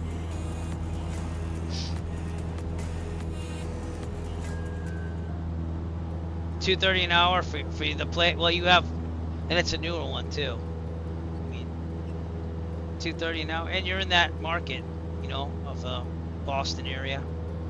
So, but I gotta be honest with you, my flight school does pretty nice on the prices. They still have a $6 an hour surcharge for fuel, but you got to think about it. You're in that market. It's different than Plymouth, you know. And my flight school has basically a monopoly over there, except for independent CFIs. There used to be Pilgrim Aviation, but that kind of went out of business when they closed the terminal. I don't even think they're around anymore. Because Pilgrim was at Taunton for a little bit, and then they had another flight school come in, but no one ever really did lessons a lot. Like, I saw some private CFIs do lessons out of there, but flight school never really worked out at Taunton. So, and again, that's because Taunton, no offense or anything, but Taunton's not in a market where there's lots of people with the income to do lessons. Does that make sense? Like, there are, but it's not like where you are, Nick, you know what I'm saying? Or even Plymouth being one of the major GA airports in Massachusetts. And then you got BSU, Bridgewater State University out of New Bedford. So, it's all about marketing and business, you know. But you have a nice Cessna, so I could see if you want the nice with the G1000 and everything, that makes sense to me. If you want to splurge on that, that's not terrible for that market. But me myself, it's tough to get your plane because I love your plane. I think it's a beautiful plane, but I'd rather take the 172 that's $145 an hour, just because if I want to go somewhere, I can't be paying a lot more.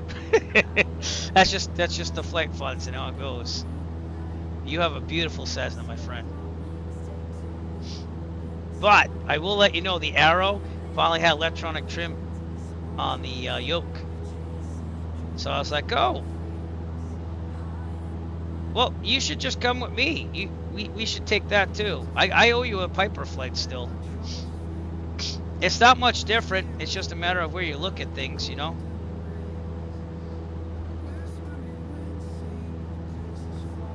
Like when you let me fly the Nantucket landing there, it was just looking at things, you know what I'm saying, and knowing where it is, and the simulator helps with that a lot too. It's all the same. Just where's it red? But yeah, we should do that sometime too. So again, maybe this summer, if you're still here, or if you come up, or you come back to visit, if you get that job in St. Augustine. Sorry. All right, we got about an hour left to go. And here's the Colorado River, Bullhead City over there. Sun is slowly setting in the west. Good Fixins is out there somewhere. Looks like you're right off my wing, actually. Yep, over there. Get on Volante. Looks so much closer. Look at this. Feels like you're right there, but now it doesn't when I zoom in. Yeah, we're basically matching over there in speeds too. Oh, there's the distance. I appreciate being able to fly in your 172 with the glass G1000 there. So I didn't think I was ever gonna be able to do something like that. So thank you, sir. And I'll tell you this too. A lot of people at the flight school are like, oh, so how was it when they learned that I flew one? I was like, it's the same as the 172, but with upgraded avionics, you know? So again, the steam gauge is not going to feel much different. It's just going to be steam gauge with the same type of feeling, you know what I'm saying? But they were all asking, like, oh, so how is it? And I was like, it's pretty cool. It's got electronic trim on it. The G1000 is cool to see, you know? And a lot of flight schools want to get the glass panels because if they're training people for the airlines, that's pretty much what you're going to be reading on. But I don't know. I kind of like the classics too. I kind of like the steam gauge, and again, that's all I fly at the flight school. So, but yeah, it makes sense, you know, in a way. Just learn both. You could do it. I know you can. Again, it's just looking at what you have to look at, you know. I think the scan's a little bit more for IFR on the steam gauges because whereas the G1000, it's centered more and you're seeing it off your peripheral more. So, but the scan's what you work on first, at least what we did. And I just tend to over control as I get closer to the final thing of the approach. So, and that's normal. That's always my my downfall. I'm not terrible, but I'll get my moments where it's just like it's demanding because you're going, look here, then you look there, and then you look here, and you're checking in, and then when you're on the approach, you're kind of like looking here, but there, and then you're keeping that needle centered, and as you get closer, it gets more sensitive. So, I'm not terrible. Just I need more practice like anyone else. So I get the concept of what I'm doing, you know, it's just more practice needed. And unfortunately that's where we left off, but we left off in a good place because I could just shoot approaches and stuff on the simulator and kind of get that whole thing down and just try to apply it, because I didn't fly since September, to be honest with you, till today. So but it felt very good to get up there again. I don't feel rusty. I feel ooh, got some little bumps there. So, well, thank you. I try. I do try. My kids are really laying into my wife about flying lately, and I'm just like, no, you can't do that right now. We have to respect. So we'll see. But my son with the drone though, he's having fun with it. He's having a lot of fun with the drone that he got for Christmas. It's like an intermediate model. The thing's awesome. It has GPS, like I said. I gave him. I should bring up the vest here, but I have the FAA official drone pilot vest. My friend gave it to me, and I made him wear it. I even put my drone certificate in the pocket, through the see-through pocket. I'm like, you're gonna wear this, son. But the thing's cool. You could like plot out your course. I haven't like got it to work yet, but you can plot out a course and it flies it automatically for you. And then like you could tell it to return home, and it lands exactly where it took off. It like sets a GPS home point. You just go return to home, and it could be like 1,000 feet that way, and it just flies back, lines itself up, and lands. Thing's awesome.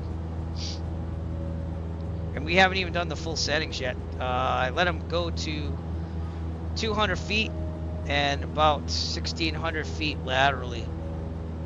So we tried that today, because he's like, oh man, I want to try this. And I was like, well, you got to keep an eye on it. So, all right, I got to blow my nose. It's my sinuses again. I will be right back. We're going to let Otto take over the plane.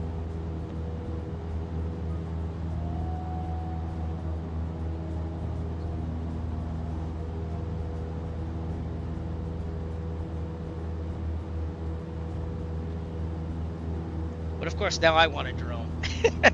I'm not going to get one, though. I don't want to rain on his parade. But he lets me fly his drone here and there, but I will do the majority of it. So I'm the spotter. I'm the guy that looks out for it and says, where's the drone? We lost it like 3 times. But again, it just hovers. Like, and then you say return to home, and it comes right back to you. It's like a long-lost puppy. Really cool.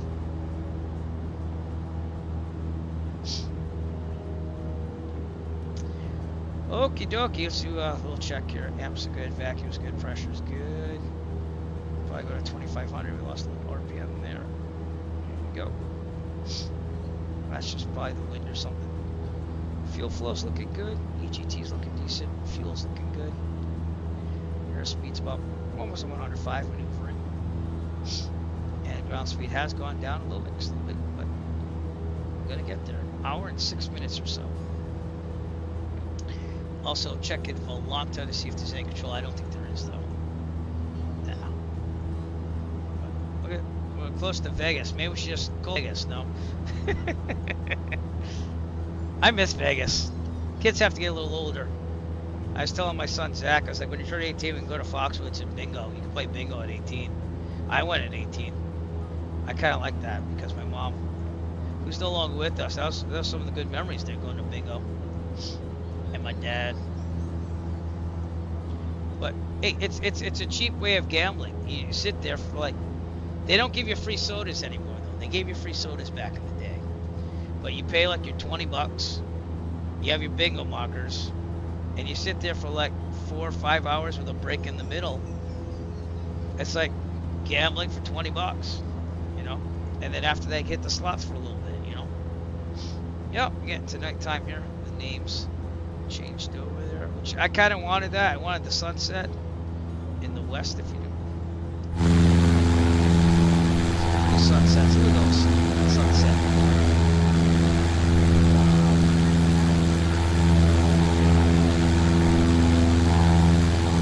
All right, looking for you good fixins.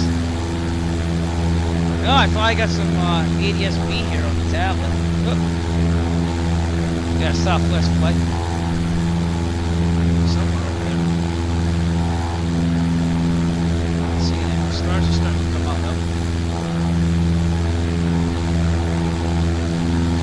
Beautiful scene. I haven't tried out West in 2024 yet. That's something I'll probably do off stream. I want to stream it, I do. But like I can't crash the desktop 3 times, make people wait, you know, and it gets boring. So I don't want to do that to people because no one ever comes back, and that makes total sense to me. But there's not much I can do if it crashes the desktop. So it will get there eventually. It's a matter of time. But they have to give an option on downloading stuff and not streaming everything. And I know that they wanted to make it light. That's why they went to streaming. But you should get the option if you want to do mods and stuff, you know. It's just how I feel. I have a crap load of stuff for 2020, and I know loading times suck. But when it looks like this, I think it's worth the payoff. And again, when I get ready for a stream, I load the sim, and I start doing all that other stuff. And then by the time I'm done with that stuff and checking my checklist for streaming, this is usually done or near done. So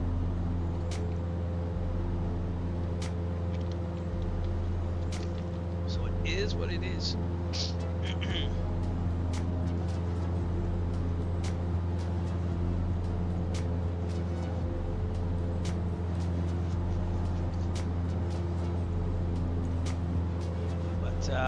I want to multi-stream on more platforms.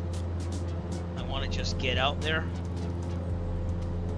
to get just more publicity. I've been posting to Facebook more, and we started the Blue Sky. I'm just not a fan of X only, and it's not political. It's because they censor stuff. If they don't like what you're talking about, they censor it. And I've seen a couple of people had their stuff censored, so not really into that.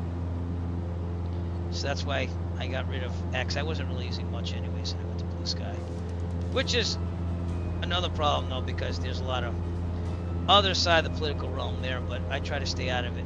I just don't want to support a system that censors stuff. That's all.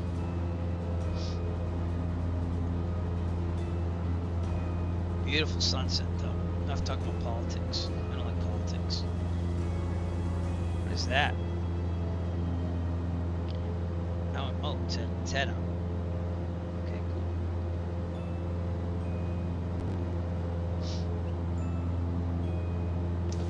55 minutes to go.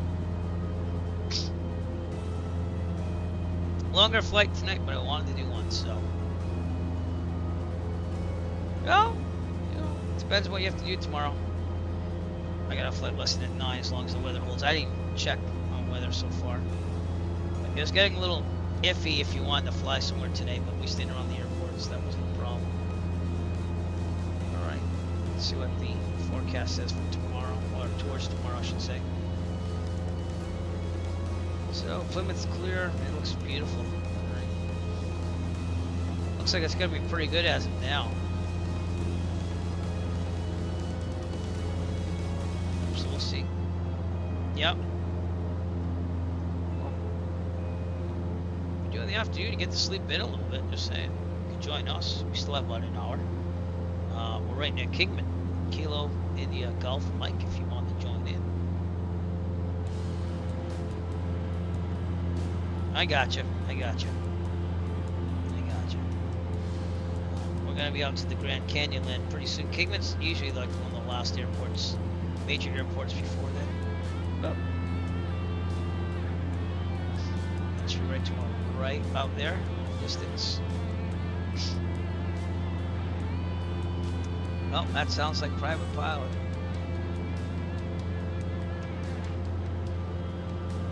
And listen, if you write those lessons out, you're gonna have to have them anyways. That's what you do, is you keep the lessons, and then you tweak them till you get them to the way that you want them.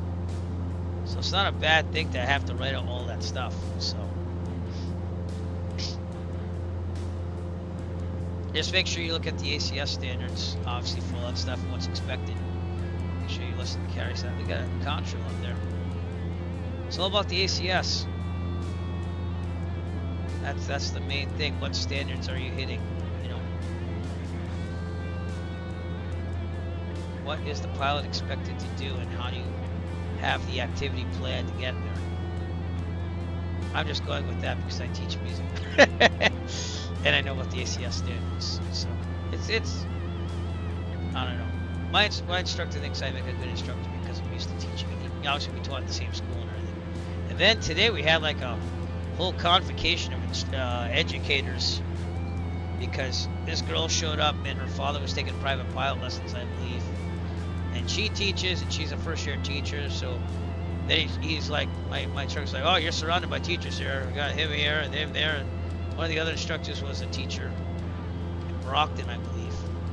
So we got to talk, and I'll put some lights on. It's getting a little dark here.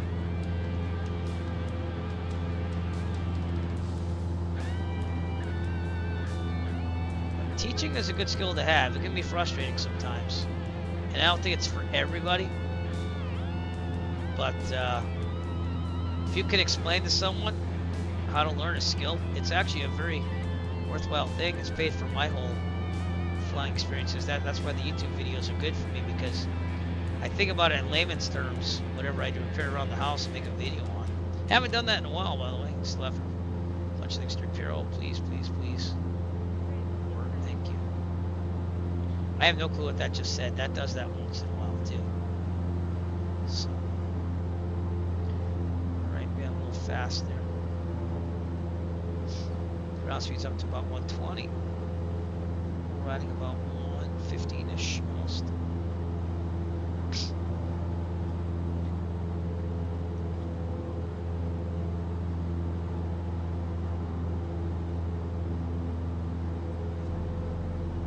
Teaching can be fulfilling and pain at the same time. Just saying.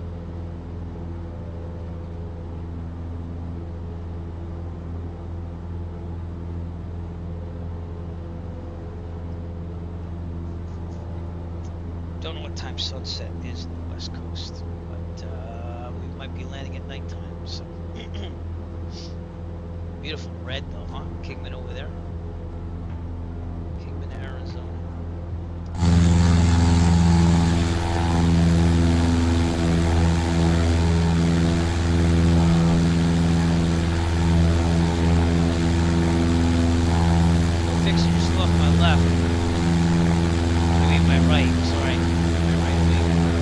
Somewhere out there. I'm not seeing you right now.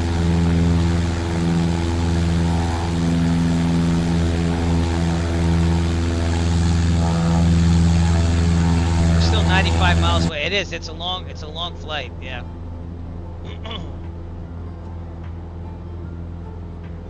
Said about 2 hours and 9 minutes or something like that, Sky Vector. 2 hours and 6 minutes, excuse me. But it's been beautiful, lots of sights. And I like Big Bear a lot, even though it works like crap around on my, because I have that much scenery loaded.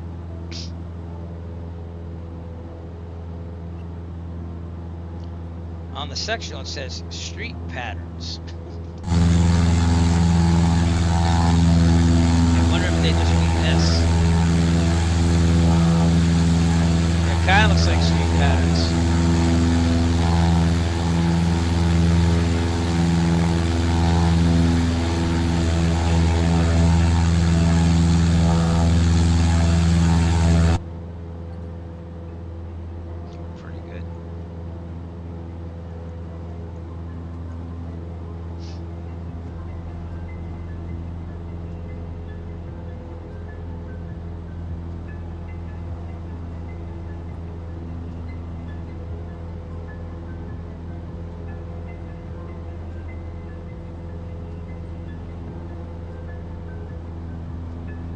Like to salute Otto, the autopilot, at this time, by the way. Thank you for your assistance tonight. It is greatly appreciated, sir. Automatic pilot. Automatic pilot. There it is.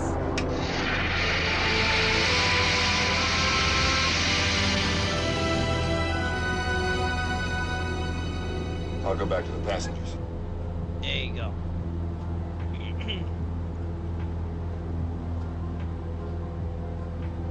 So if you go and visit the Grand Canyon National Park, I wonder where you would stay if you flew in. Does that make sense? Like, where do you go? Flagstaff?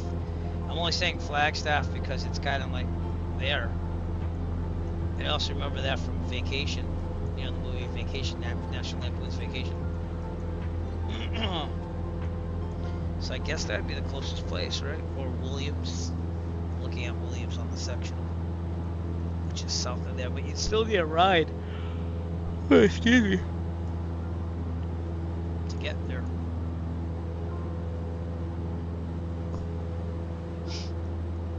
Flagstaff's probably your biggest place there, though. I remember when I was doing the whole virtual airline thing when I first started simming, that I'd have like a road map atlas, because we didn't have all this fancy stuff with tablets and stuff. But I used to think it was kind of cool, because I'd be like, all right, let's say you fly out here, what are you gonna do? What are you like? And I'd research things online. Now I have 3 monitors. It makes it easier because I can have a monitor where I research things. But you start somewhere. Just saying.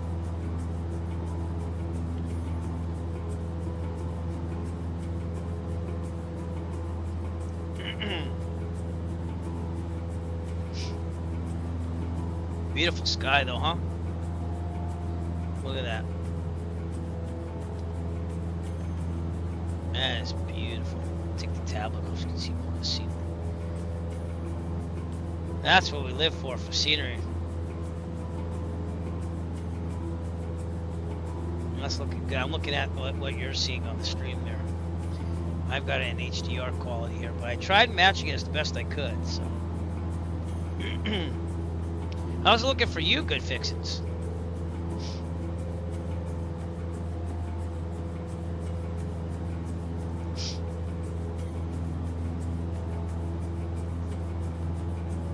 Do my scan again. Amps charging factor is good. Pressure, temperature, fuel is good.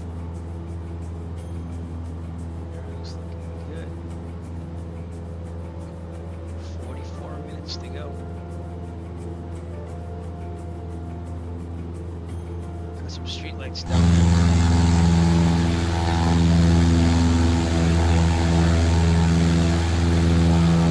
Third monitor just shut off and turned on again. I don't know what that means.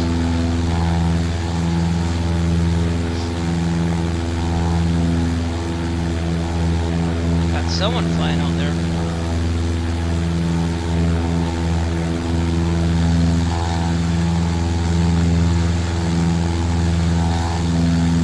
That might be you good fixins out there. I'm starting to see some strobes.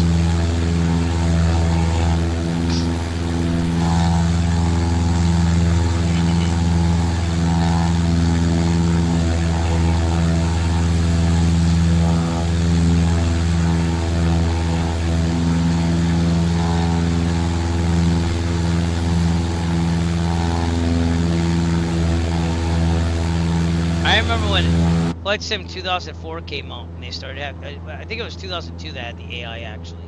But when that came out and you started seeing like nav lights and stuff, I was like, oh, that's so cool. Remember that? I remember 2000 being cool too because it's a lot more 3D integrated. But I remember the AI traffic and I thought it was the coolest thing ever.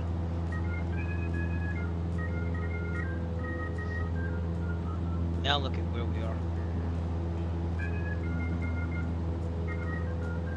By the way, I do have to do, seeing that I'm a media partner for Flight Sim Expo, we're gonna do a little promotion here for Flight Sim Expo happening in Providence, Rhode Island, which is 30 minutes from where I live. So I'm gonna be there this year. I hope you are too. But here's a little promo vid about it, so you can see more about it.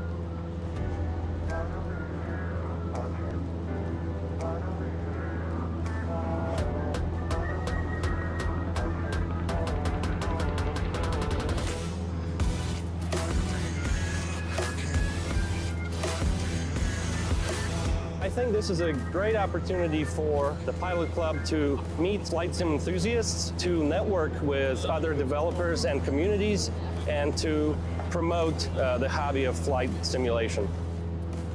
The atmosphere is absolutely electric. Love it. If you're a beginner, if you're an expert, if you're trying to meet new people, if you want to get your hands on some pretty awesome hardware, this is the place to be. I could not recommend this enough to everyone else. This is just an awesome opportunity to hang out. It gets together our entire hobby, everyone interested, everything from fixed wing, helicopter, virtual reality, everything in between, brings us all to one place to collaborate on ideas and bring us all together.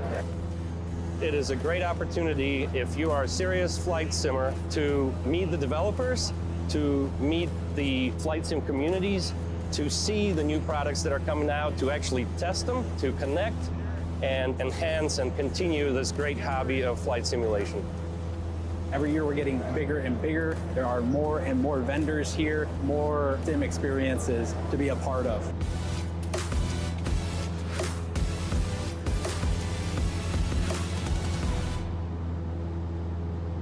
June 27th through 29th at the Rhode Island Convention Center, Providence, Rhode Island. Be there, I will, and I hope to see you all there as well. FlightSimExpo.com if you want to register. And Nick, I already saw it. If you are here, we better meet up again. So, the Diverse USA Flying Club will be having a table, it looks like, there. So that'll be like a rally point for us too as well.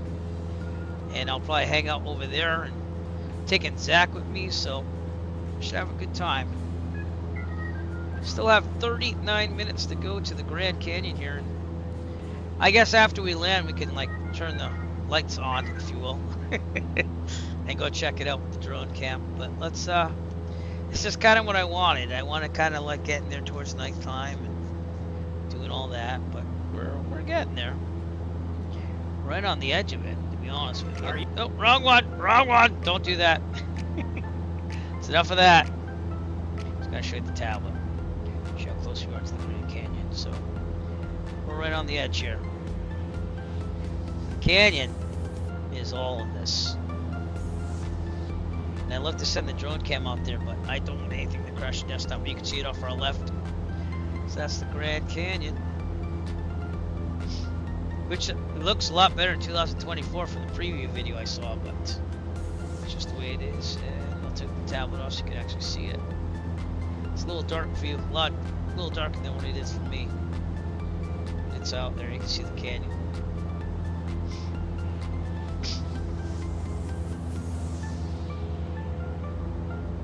More of the canyon out there.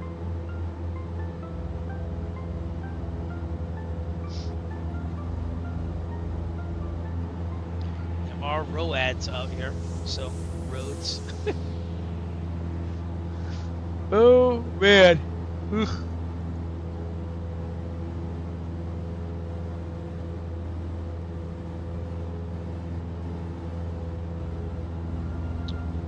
Alright, let's get our radios ready, even though we're 75 nautical miles away. ATIS was 124.3, so we'll get that ready to go. If I get a pressure setting, that might be nice too, because it's been a while.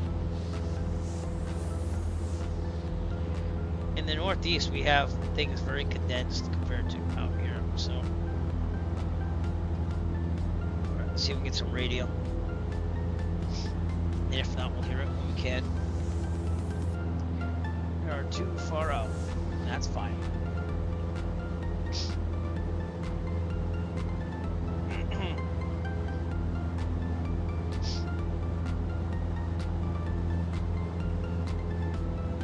Stars coming in. I always look for the Little Dipper and the Big Dipper if I can find them. Can I do that in real life too?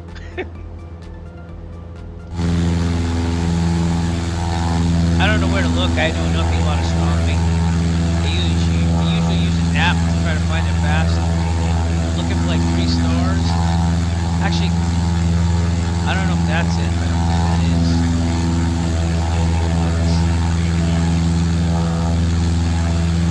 Can't find it in the center page.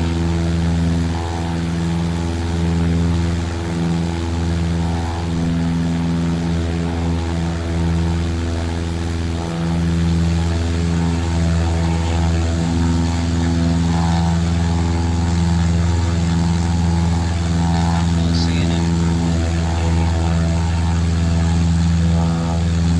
Man, I remember having to get the stars.dat file for prepared in FSX to get all the stars in it. This looks really good. I mean, at first I thought, when I got the sim, I thought this doesn't look realistic, but it kind of does. With the stars at least.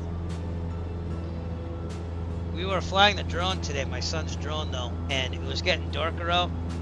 And I thought, and he flew it like really far. It was good, at least 800 feet away. And I lost track of it. I was like, where is it? And then I was like, oh, it looks like a star. Except I was actually pointing at a real star. This drone has like a flashing green light, and the battery light, it's almost like a strobe, if you will. It's like a white light that flashes from the battery while it's flying. So that was pretty cool too.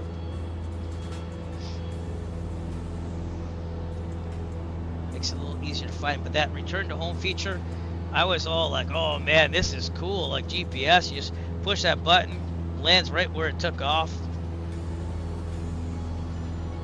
And it's only an intermediate drone. It's not like a full-out DJI Mavic Pro or anything like that, which is probably what I'd want. At that point, though, I'd have to justify that with, I don't know, doing some drone services and saying I'm part 107. But I'd probably buy it used anyways. So I don't know. There's a chance in the future, not now.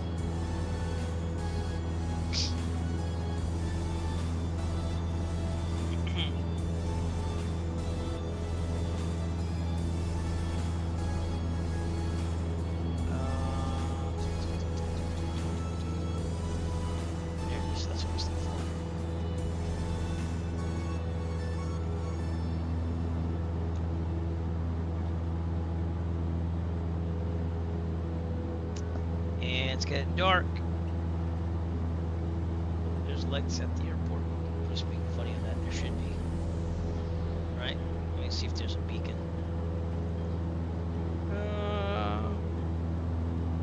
Yeah, it has a beacon. Alright. It's class Delta as well, so if anyone pops up, we will have to get in contact. As of now, nobody. Okay, we departed out of Big Bear to the northeast around the restricted airspace, which is a Marine training ground there. And me and Good Fixins have been holding hands on this flight. Canyon Airport information, India. There we go. 0000 Zulu. Wind calm. Visibility 10.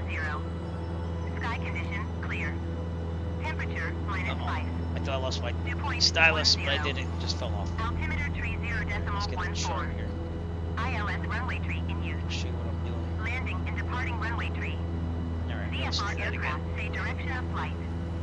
All aircraft read back hold short instructions. Advise controller on initial contact. You have India. Yeah. Canyon Airport information, India 0000 Zulu. Wind calm. Visibility 10. Sky condition clear. Temperature -5.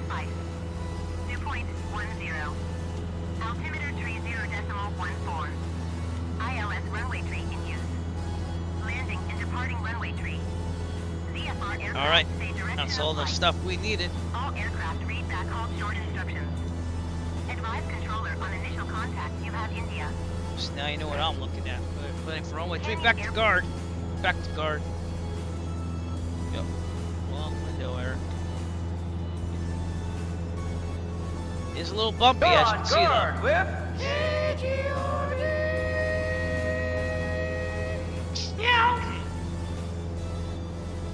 It is pitch black. Again, we'll land, we'll take the drone out, get a little daytime, maybe get some scenery. Got a nav light over there. Have the nameplates on or off? They're on now, okay.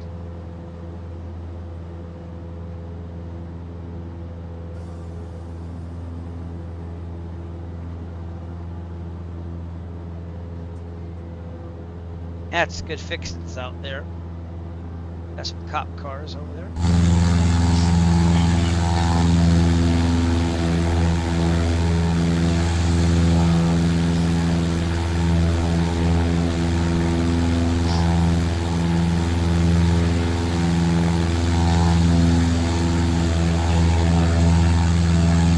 Alright, runway 3. So I'm probably gonna go on a left base entry. It's a right pattern for 2-1 from the left 3. You guys go check that. We can look at the chart supplement together. Runway 3. Yeah, it's left. Okay. So probably a left base entry to runway 3. And land it.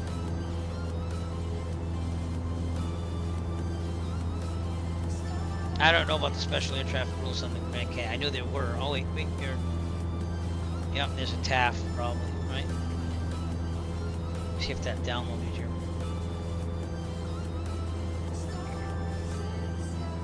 TAF chart, maybe? Nope. Where? That's it.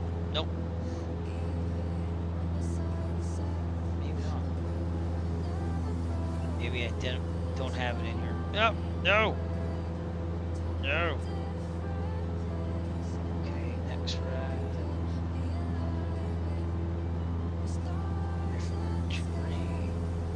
Other.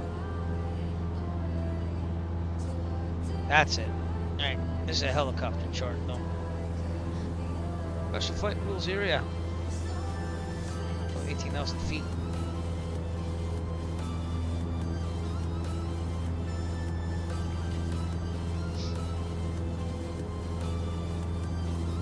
I know there's special routes you have to take over the canyon.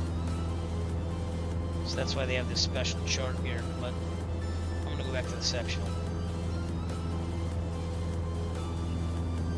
So Southwest jet behind us.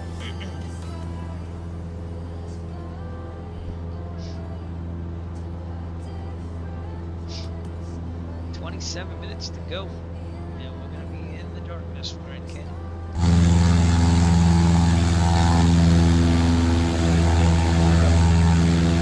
See the Milky Way? I don't know if you can, but it's up there. The HDR graphics is up. Risk.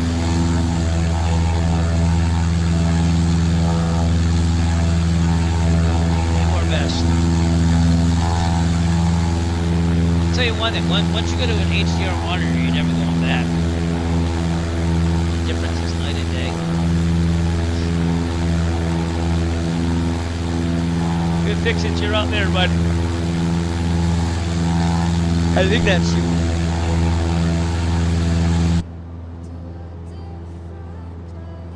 Okay, it's getting things. Amps charged. Good. Good on the fuel. Fuel flow looks good. Knots are good. 130 knots. Getting a little bit of winds out here, though.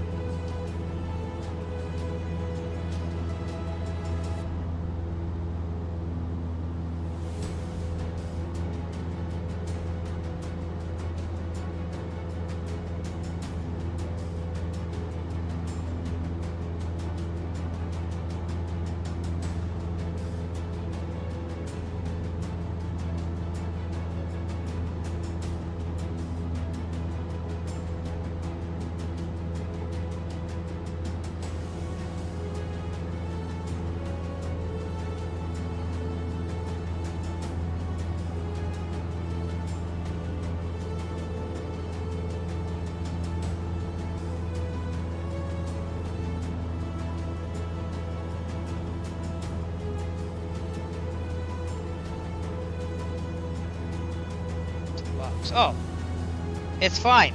I don't know. That's something weird with the shield. I got the wireless connection to the box, and I just turned it off and on. And it's working. All right, cool. I'm glad. Everything's working now. I might have to replace the batteries in my headset, but try to do that before we get down there. How's that? We still got about 23 minutes. So let me change out the batteries in the wireless headset here.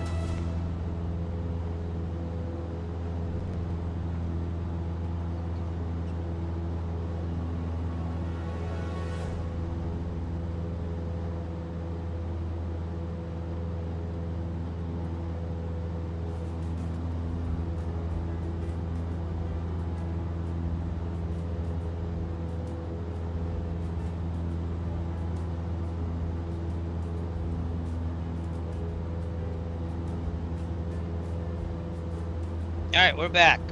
Now, I was down to like half a bar, so I don't know if it turned off, but I was getting like total buzz through the headphones. The good thing about these Steel Series, I have the Arctis Nova Pros or whatever, is that one, they're wireless, and two, they come with two batteries, and it charges in the sound module box that connects to the laptop for sound. So it's nice that they did that.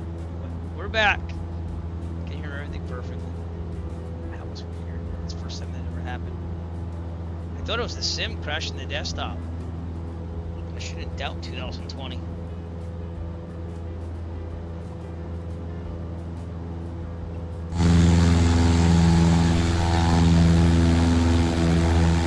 That is Big Strip.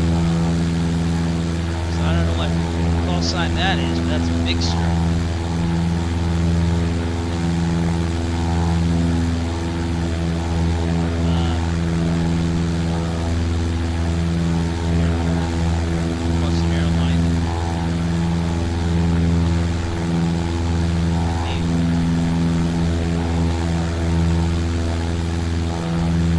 Jet Suite X.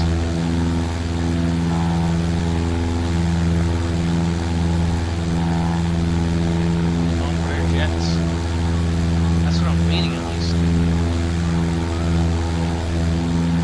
Not fun, right? No. Yeah, Big Stripe. So Big Stripe aircraft, probably rare on there. Then we have Good Fixin' Airlines over there in the distance.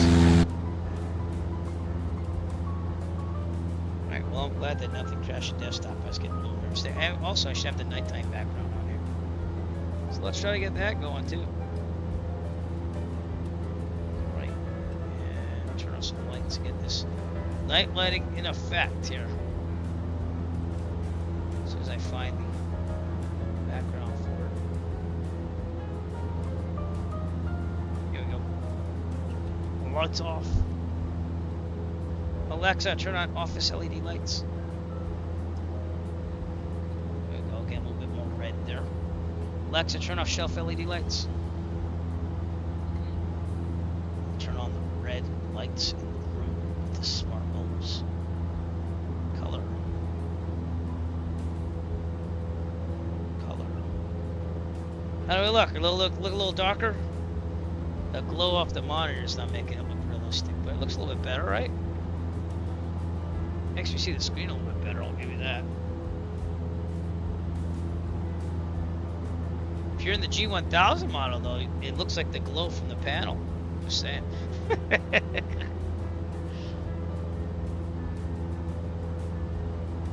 Finish it. We're 20 minutes out.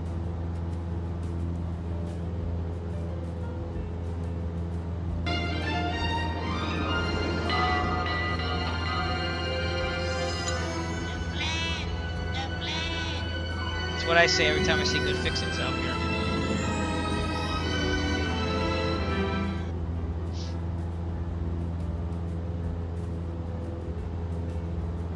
Alright, with a nighttime landing at the Grand Canyon, you might think this. You gotta ask yourself a question. Do I feel lucky? Well, do you, punk? That's right.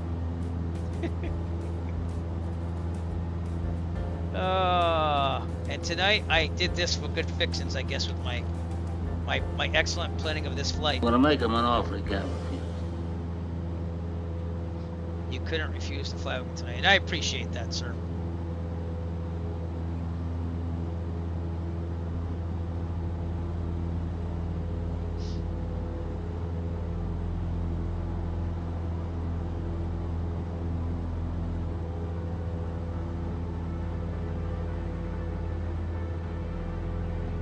It's not as turbulent as it said. It said there was severe turbulence. So we'll have to see. We can't see anything out there, though. Maybe if I shine the flashlight out there. Nope. They even have the flashlight on. Is it alternate F, or am I thinking 2024? Alternate L. That's what it was. I didn't turn anything off, did I? No, can't see anything out there. It's alternate F in 2024. Another thing I didn't understand is why they would mess with the key combinations. You could set them back, but it takes a while. A lot of stars up there.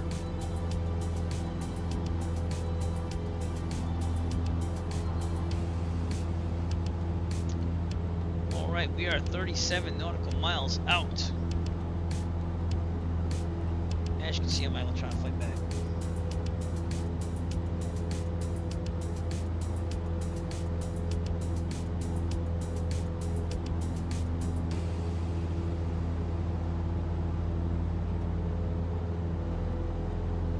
Time on the simulator is 6:04 p.m.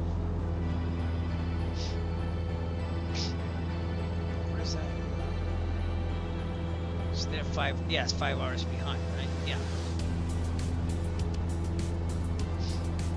No, 5 hours ahead.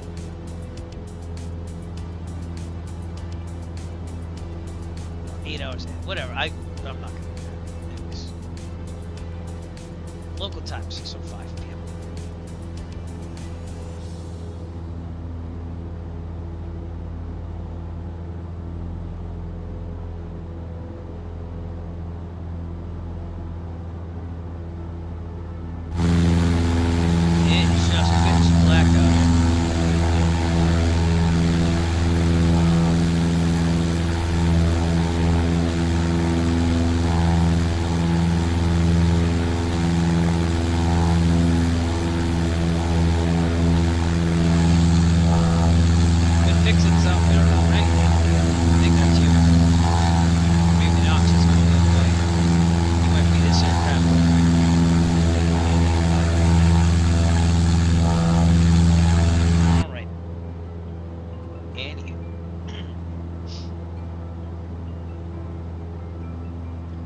Altitude here will be about 7,600.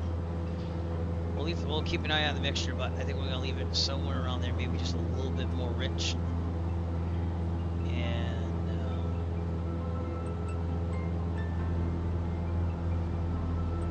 be a left base entry for winter. So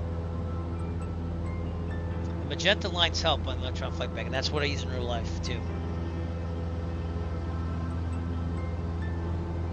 Roads out here,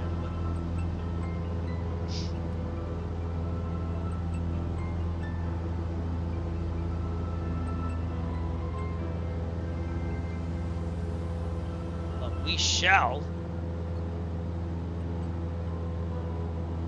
Number one, make it so.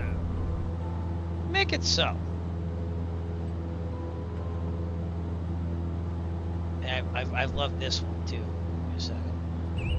We seem to be in a black hole called Grand Canyon. We shall explore and report back to Spock. Take the bridge. I'm sorry. I gotta get more of those. Not Star Trek ones, just a variety.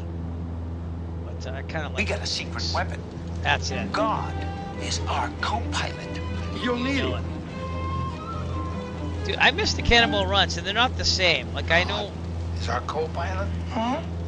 Remember our car? Yeah? 2 seats? 2 seats. Where's he gonna sit? Exactly. Where? Exactly. Dean Martin says it best. I love that movie. I think that's a good movie, but, like, I miss the original Cannonball runs that were or still are, a Microsoft marathon event. And I know, I forget who does it. In the Blue Yonder, is that who does it now? He took over for CDL, but like I did the first two. I mean, I appreciate that so much. It influenced me to actually do my own marathons for raising money for the Children's Cancer Research Fund there. And CDL actually did look over like stuff with me. That was kind of cool for him to help me out. But I missed the original. It was a lot of enthusiasm. I remember the first one. I was like so excited. I was just like, this is awesome. My wife hates it, but I love it. We're gonna fly like all these hours. It was exciting. And then the second one was good. And then after that, it just kind of, I don't know. I'm not really into doing it anymore. I'm into doing my marathon event. Just, I don't know. I think it's because the theme doesn't change. You get what I'm saying? And then they changed the rules. But the first year I was in it for the TPR rudder pedals, I didn't get. She got so many tickets by finishing. And then I ended up buying my own Thrustmaster TPRs later on anyways, because they are like the best rudder pedals I've ever used. But I don't know. I kind of miss the original excitement of it. And I'm not saying it's terrible. I'm just saying I miss the excitement of just the newness, I think, of it. But we will be having a 5th annual marathon in July, August, somewhere in there. We're planning it out in February. And we will go from there. I will be doing the Great Cycle Challenge again this year, as long as my body's willing. And we'll be raising money for children with cancer again. So stay tuned. I can go on my Discord, tinyurl.com/EF Discord. You'll get more information there. You can see the other ones that we did in the past. But we've raised, I think we're close to $6,000 over all those years for children with cancer. So we did an awesome job. And I appreciate every single one of you that donated there. We're 11 minutes out from the Grand Canyon. I'm going to turn the tablet off.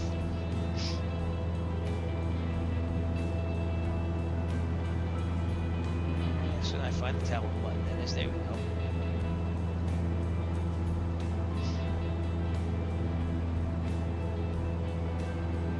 But every year we've done very well on that marathon event.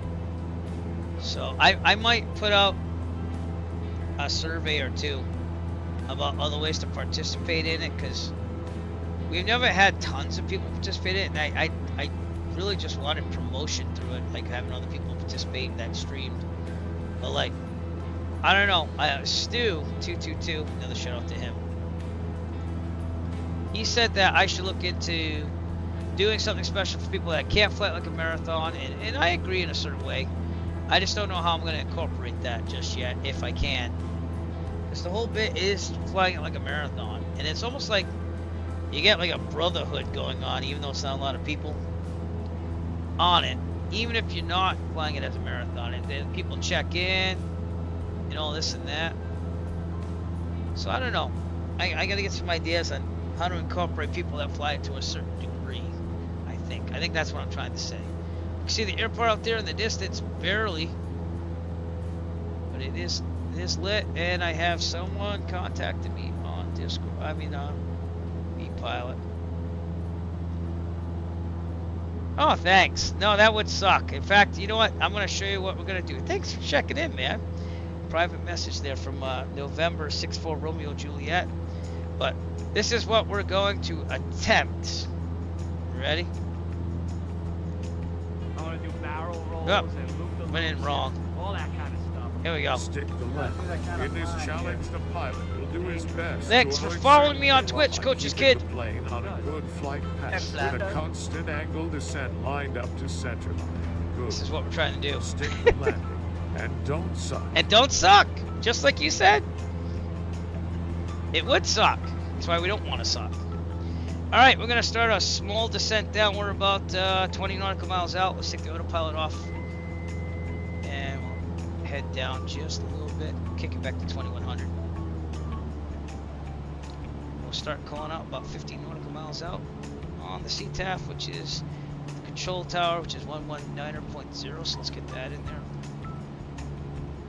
Thank you. Thank you for the kind words. Appreciate Trying to stream more during my vacation Ladies days. and gentlemen, as we start our descent, Please make sure your seat backs and tray tables are in their full upright position. Thanks. Make sure your seatbelt is securely fastened we got and all Moose coming carry-on in too. luggage is stowed safely and securely in the aircraft. Thank you. I don't know if I could do that, but I'll say it anyways. I have a message from Moose saying, "Tell Coach's kid my call sign is cooler." All right, it's pitch black here. So oh, this is funny. Now we're having battles on whose call sign is cooler. All right, I'm descending at a great rate here, so. All right. Oh boy, there's the airport. I lost track of the airport for a second. I don't know if you can see it, because again, I have HDR graphics on and I can see the blue in the distance, but it's right there, right where I'm shaking the mouse. We want to get down to about 7,600-ish. It's a slow descent.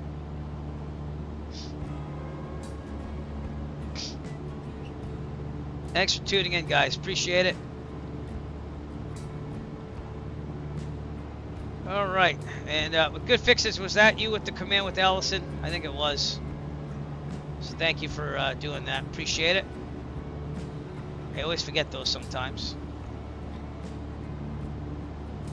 That was real old video of me landing at New Bedford, by the way, on the Don't Suck command.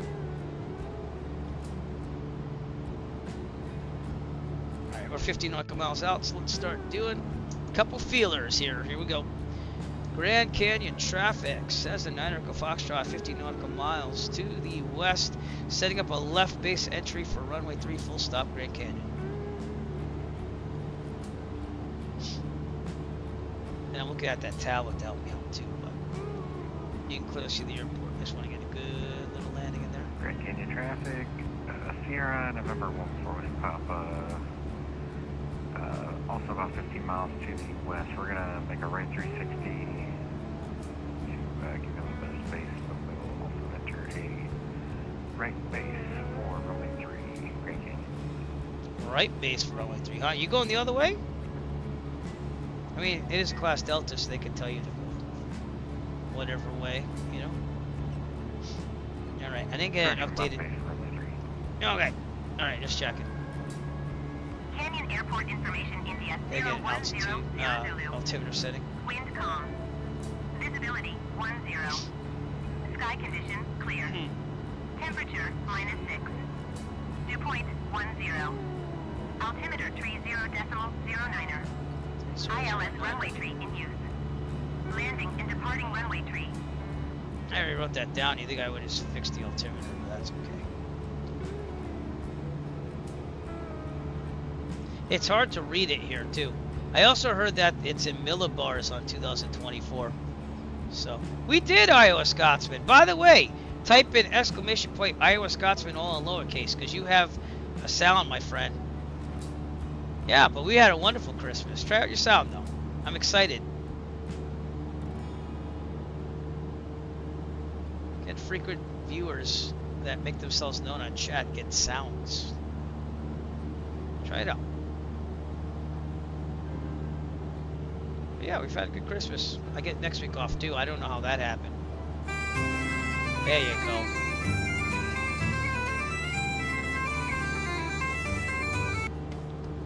So there you go, sir. I got your little sound now.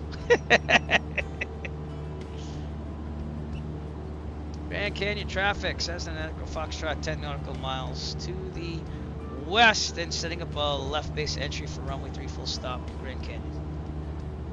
Almost down the pattern altitude here. I hope you like it. You're on guard with KGCN. There you go. I am monitoring guard still. Meow. There you go. Get in there, coach's kid. Get right in there.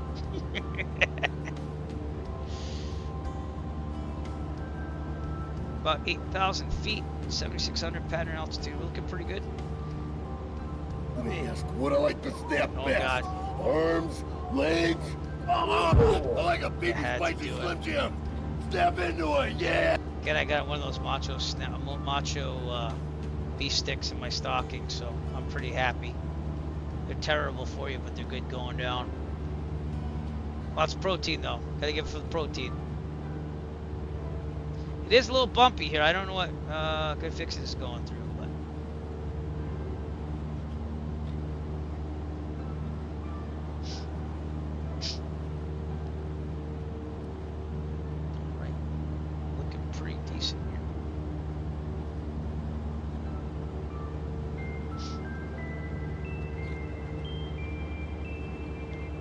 Grand Canyon traffic, Cessna nautical Foxtrot 8 nautical miles to the west, setting up a left base entry for runway 3 full stop Grand Canyon.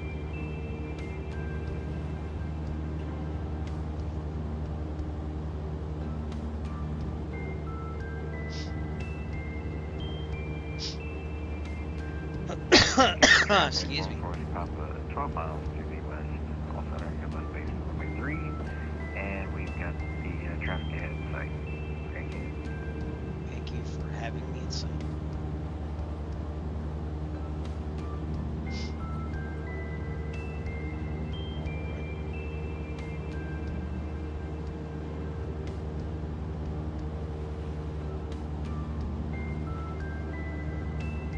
Again, when we park the airplane, as long as everything's still working, I'll get the drone cam out. We'll set it to daytime. We'll go check out the Grand Canyon together. So let's just get the landing down first.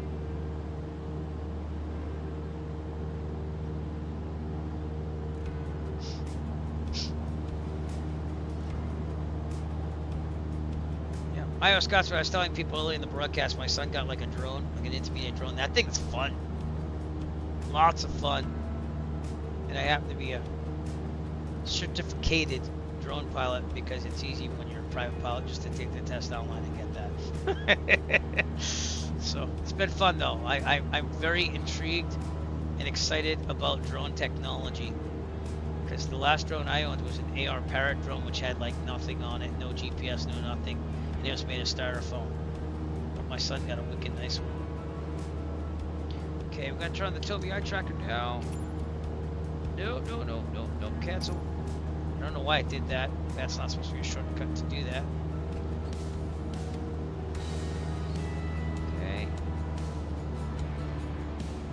Let's get too low. There's the runway. Looking pretty good. Alright, I'm gonna kick it back to 17. Level it out, under 110, 10 degrees of flaps. Angle down.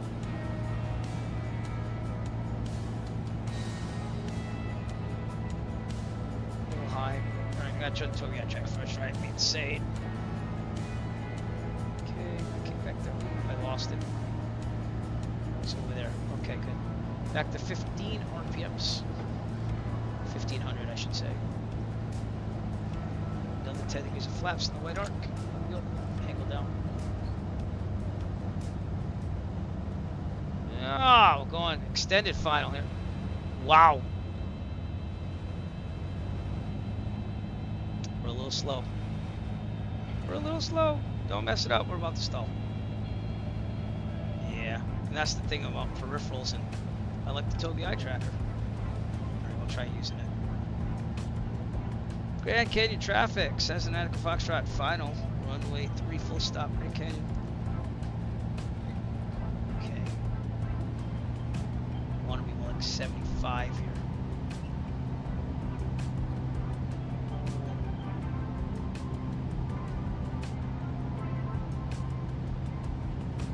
It's hard to see that runway sometimes. I don't know, maybe it's just me.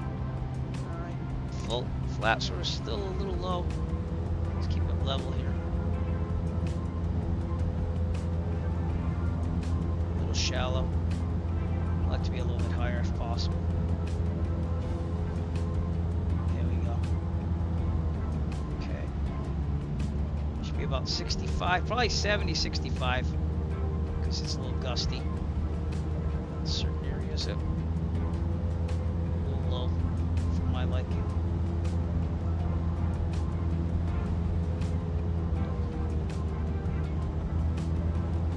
It's hard to see stuff.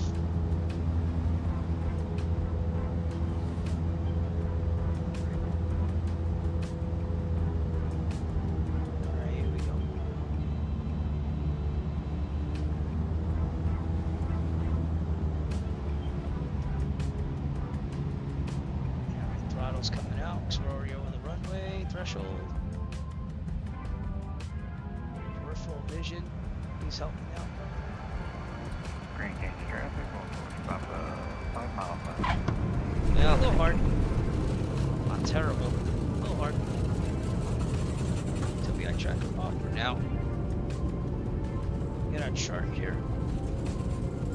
So turn off the next available one. Looks like it's gonna be Echo. And if you wonder what I'm looking at, it is the tablet, which you can't see. I don't miss anything. Here you go. So you kind of see where I'm going. You're going to Echo. Keep it rolling here.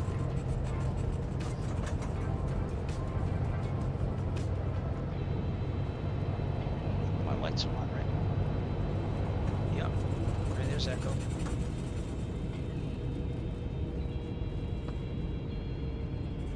Okay. Blue lights.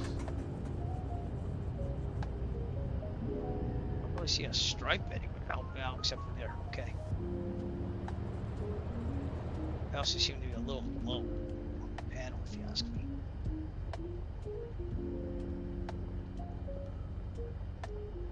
That's clear. Grand Canyon traffic says an Attica Foxtrot clear for runway 3. Grand Canyon. Okay, checklist.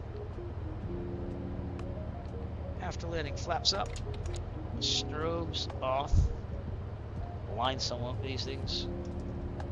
Landing light's gonna stay on so I can see. Taxi light is gonna stay on. Mixture is required. Pitot trim set for takeoff. I seem to be sitting really low in the aircraft. Is it me? I forget how to get it up more. I don't think it does go up more. Shift up. No. Alright, well we'll just put up with it. Okay. Should have set for takeoff. Grand Canyon traffic will fall from 2 mile final from 3. Grand Canyon. Alright, and we're good other than that. Okay. So we are going to go down Papa to general aviation parking. As you can see right there. So we're going to keep going to the left here. And then again, we will take the drone out. Probably look at the airport. I don't know if this is payware or not. Take a look at that too. I guess I can kind of search it out now. It looks like it's freeware from FlightBlueskim.to, and it is just okay sceneries. Grand Canyon. Not really seeing a line. That's why I wish my view was up higher. Oh wait, that's why. Okay. There we go. I knew something was wrong with my point of view there. Alright, now I can see things. This is more realistic, if you will. Probably the same reason why I had a problem seeing the runway a little bit there. Thanks for sticking with me there. Okay, general aviation parking is on this ramp, so let's just find a place to go.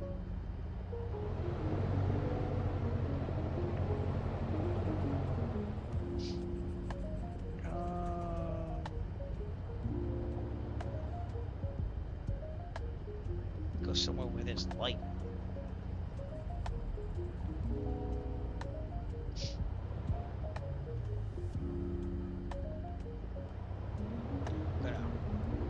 We're gonna go down maybe one more. How's that? One over here.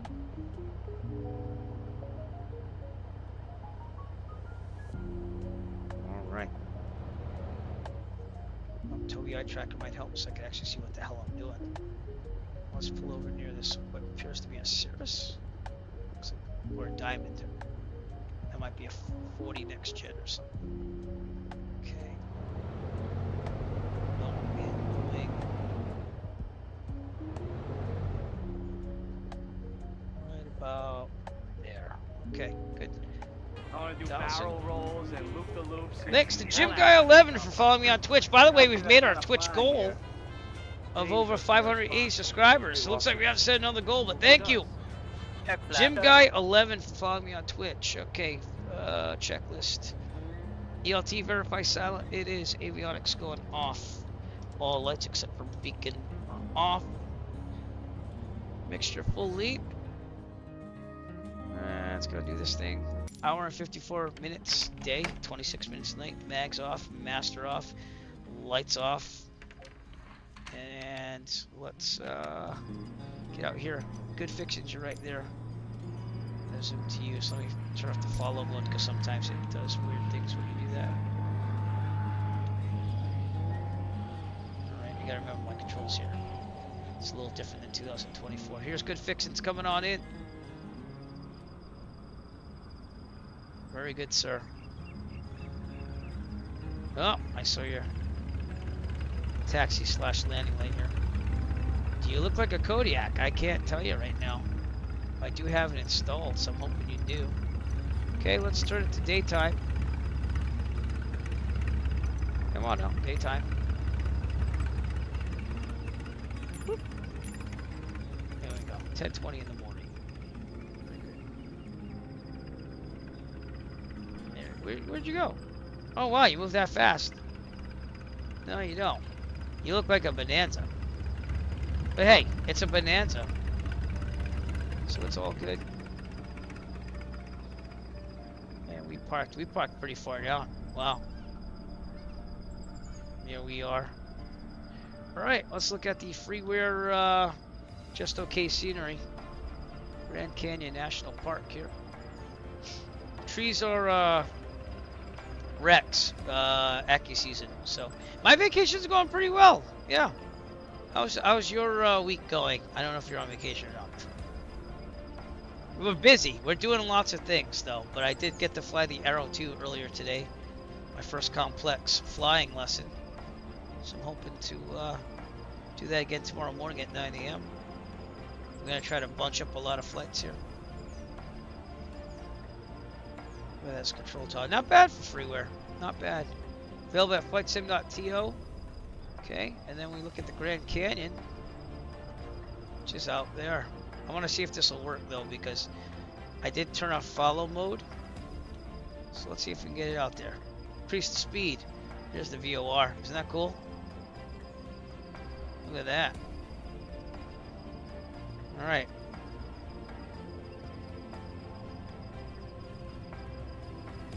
Is that like a resort? No, no. That looks like... It doesn't look like a resort, does it? I don't think so. Okay. Grand Canyon. Oh, I should probably take the tablet off. See, I always do that when I go to drone cam mode. Oh, good. I'm glad. You had a good Christmas. Going to Ice Capades on Saturday. Tomorrow I have another lesson in the Arrow 2, hopefully. And then next week I'm going to be with a good friend for some Chinese that I'm not supposed to eat. Over to the cliff here. Look at this. Whoa.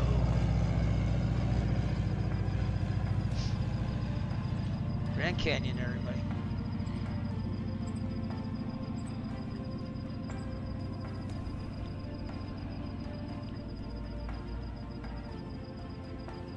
I think that's where the river is. Yep.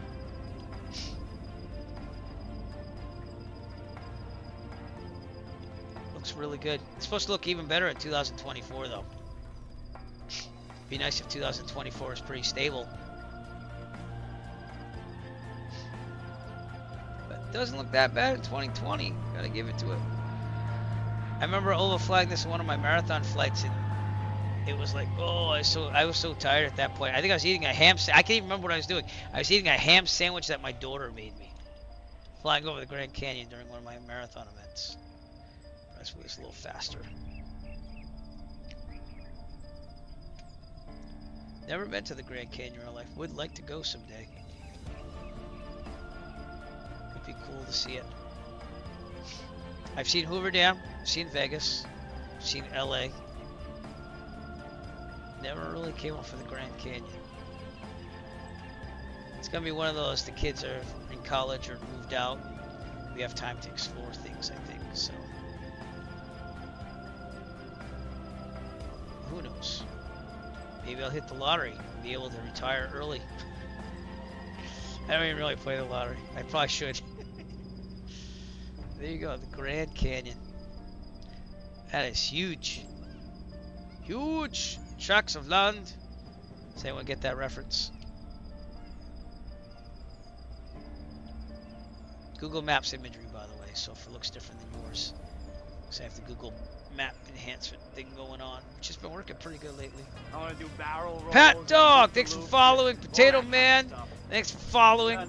Good fixings. It was great flying with you, sir. I had a good Christmas. Pat Dog, how did you? I checked your stream the other night when you were doing test again.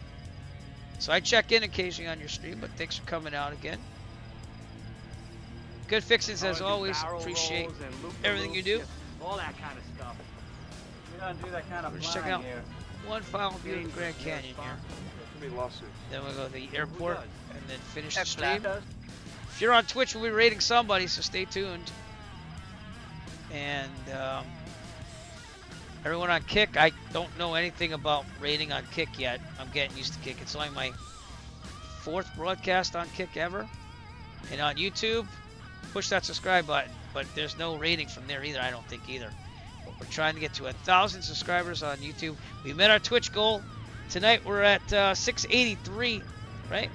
Wait, no, 583. Yeah, I'm getting ahead of myself. 583, and we're going to be racing that goal probably to 600, I think, next. So stay tuned because we'll be doing more. But from Grand Canyon National Airport here, I get a nice little view here. It was wonderful to fly tonight with all of you, and I appreciate it. We're going to try doing a couple more flights during vacation. I've got next week off too. I don't know, again, how that happened. But for some reason, my school thought it was smart to give us 2 weeks off instead of my wife who has to go back on the 2nd because she's a teacher too, but I go back on the 6th. So I hope to fly a little bit, real life and on sim, and hopefully you'll join me along. You've been coming out more often, and I appreciate that. So, switch my background to daytime. There you go. Okay. Even though it's going to look red. Oh, we'll go with it. But I appreciate all of you, and I appreciate you coming out. You're coming out more often. It's just a matter of I wish I could stream like other people and have a schedule, but family, kids, cuts into that. So I do appreciate you coming out, and we're gonna rate someone. Eric Flight, stay tuned. I might fly tomorrow. I might not. I might be flying the drone out. Maybe we do a live broadcast with the drone. We could do that. There's a lot more things I could do. But drone flying is actually pretty fun. Possible pilot deviation advised you contact Las Vegas approach at. I'll give you the number when you're ready to copy. I could talk all night. That's right. All right. Anyways, I will see you in a future broadcast. Eric Flight, peace out. And stay tuned if you're on Twitch. We'll be rating someone. Appreciate all of you. Have a great night.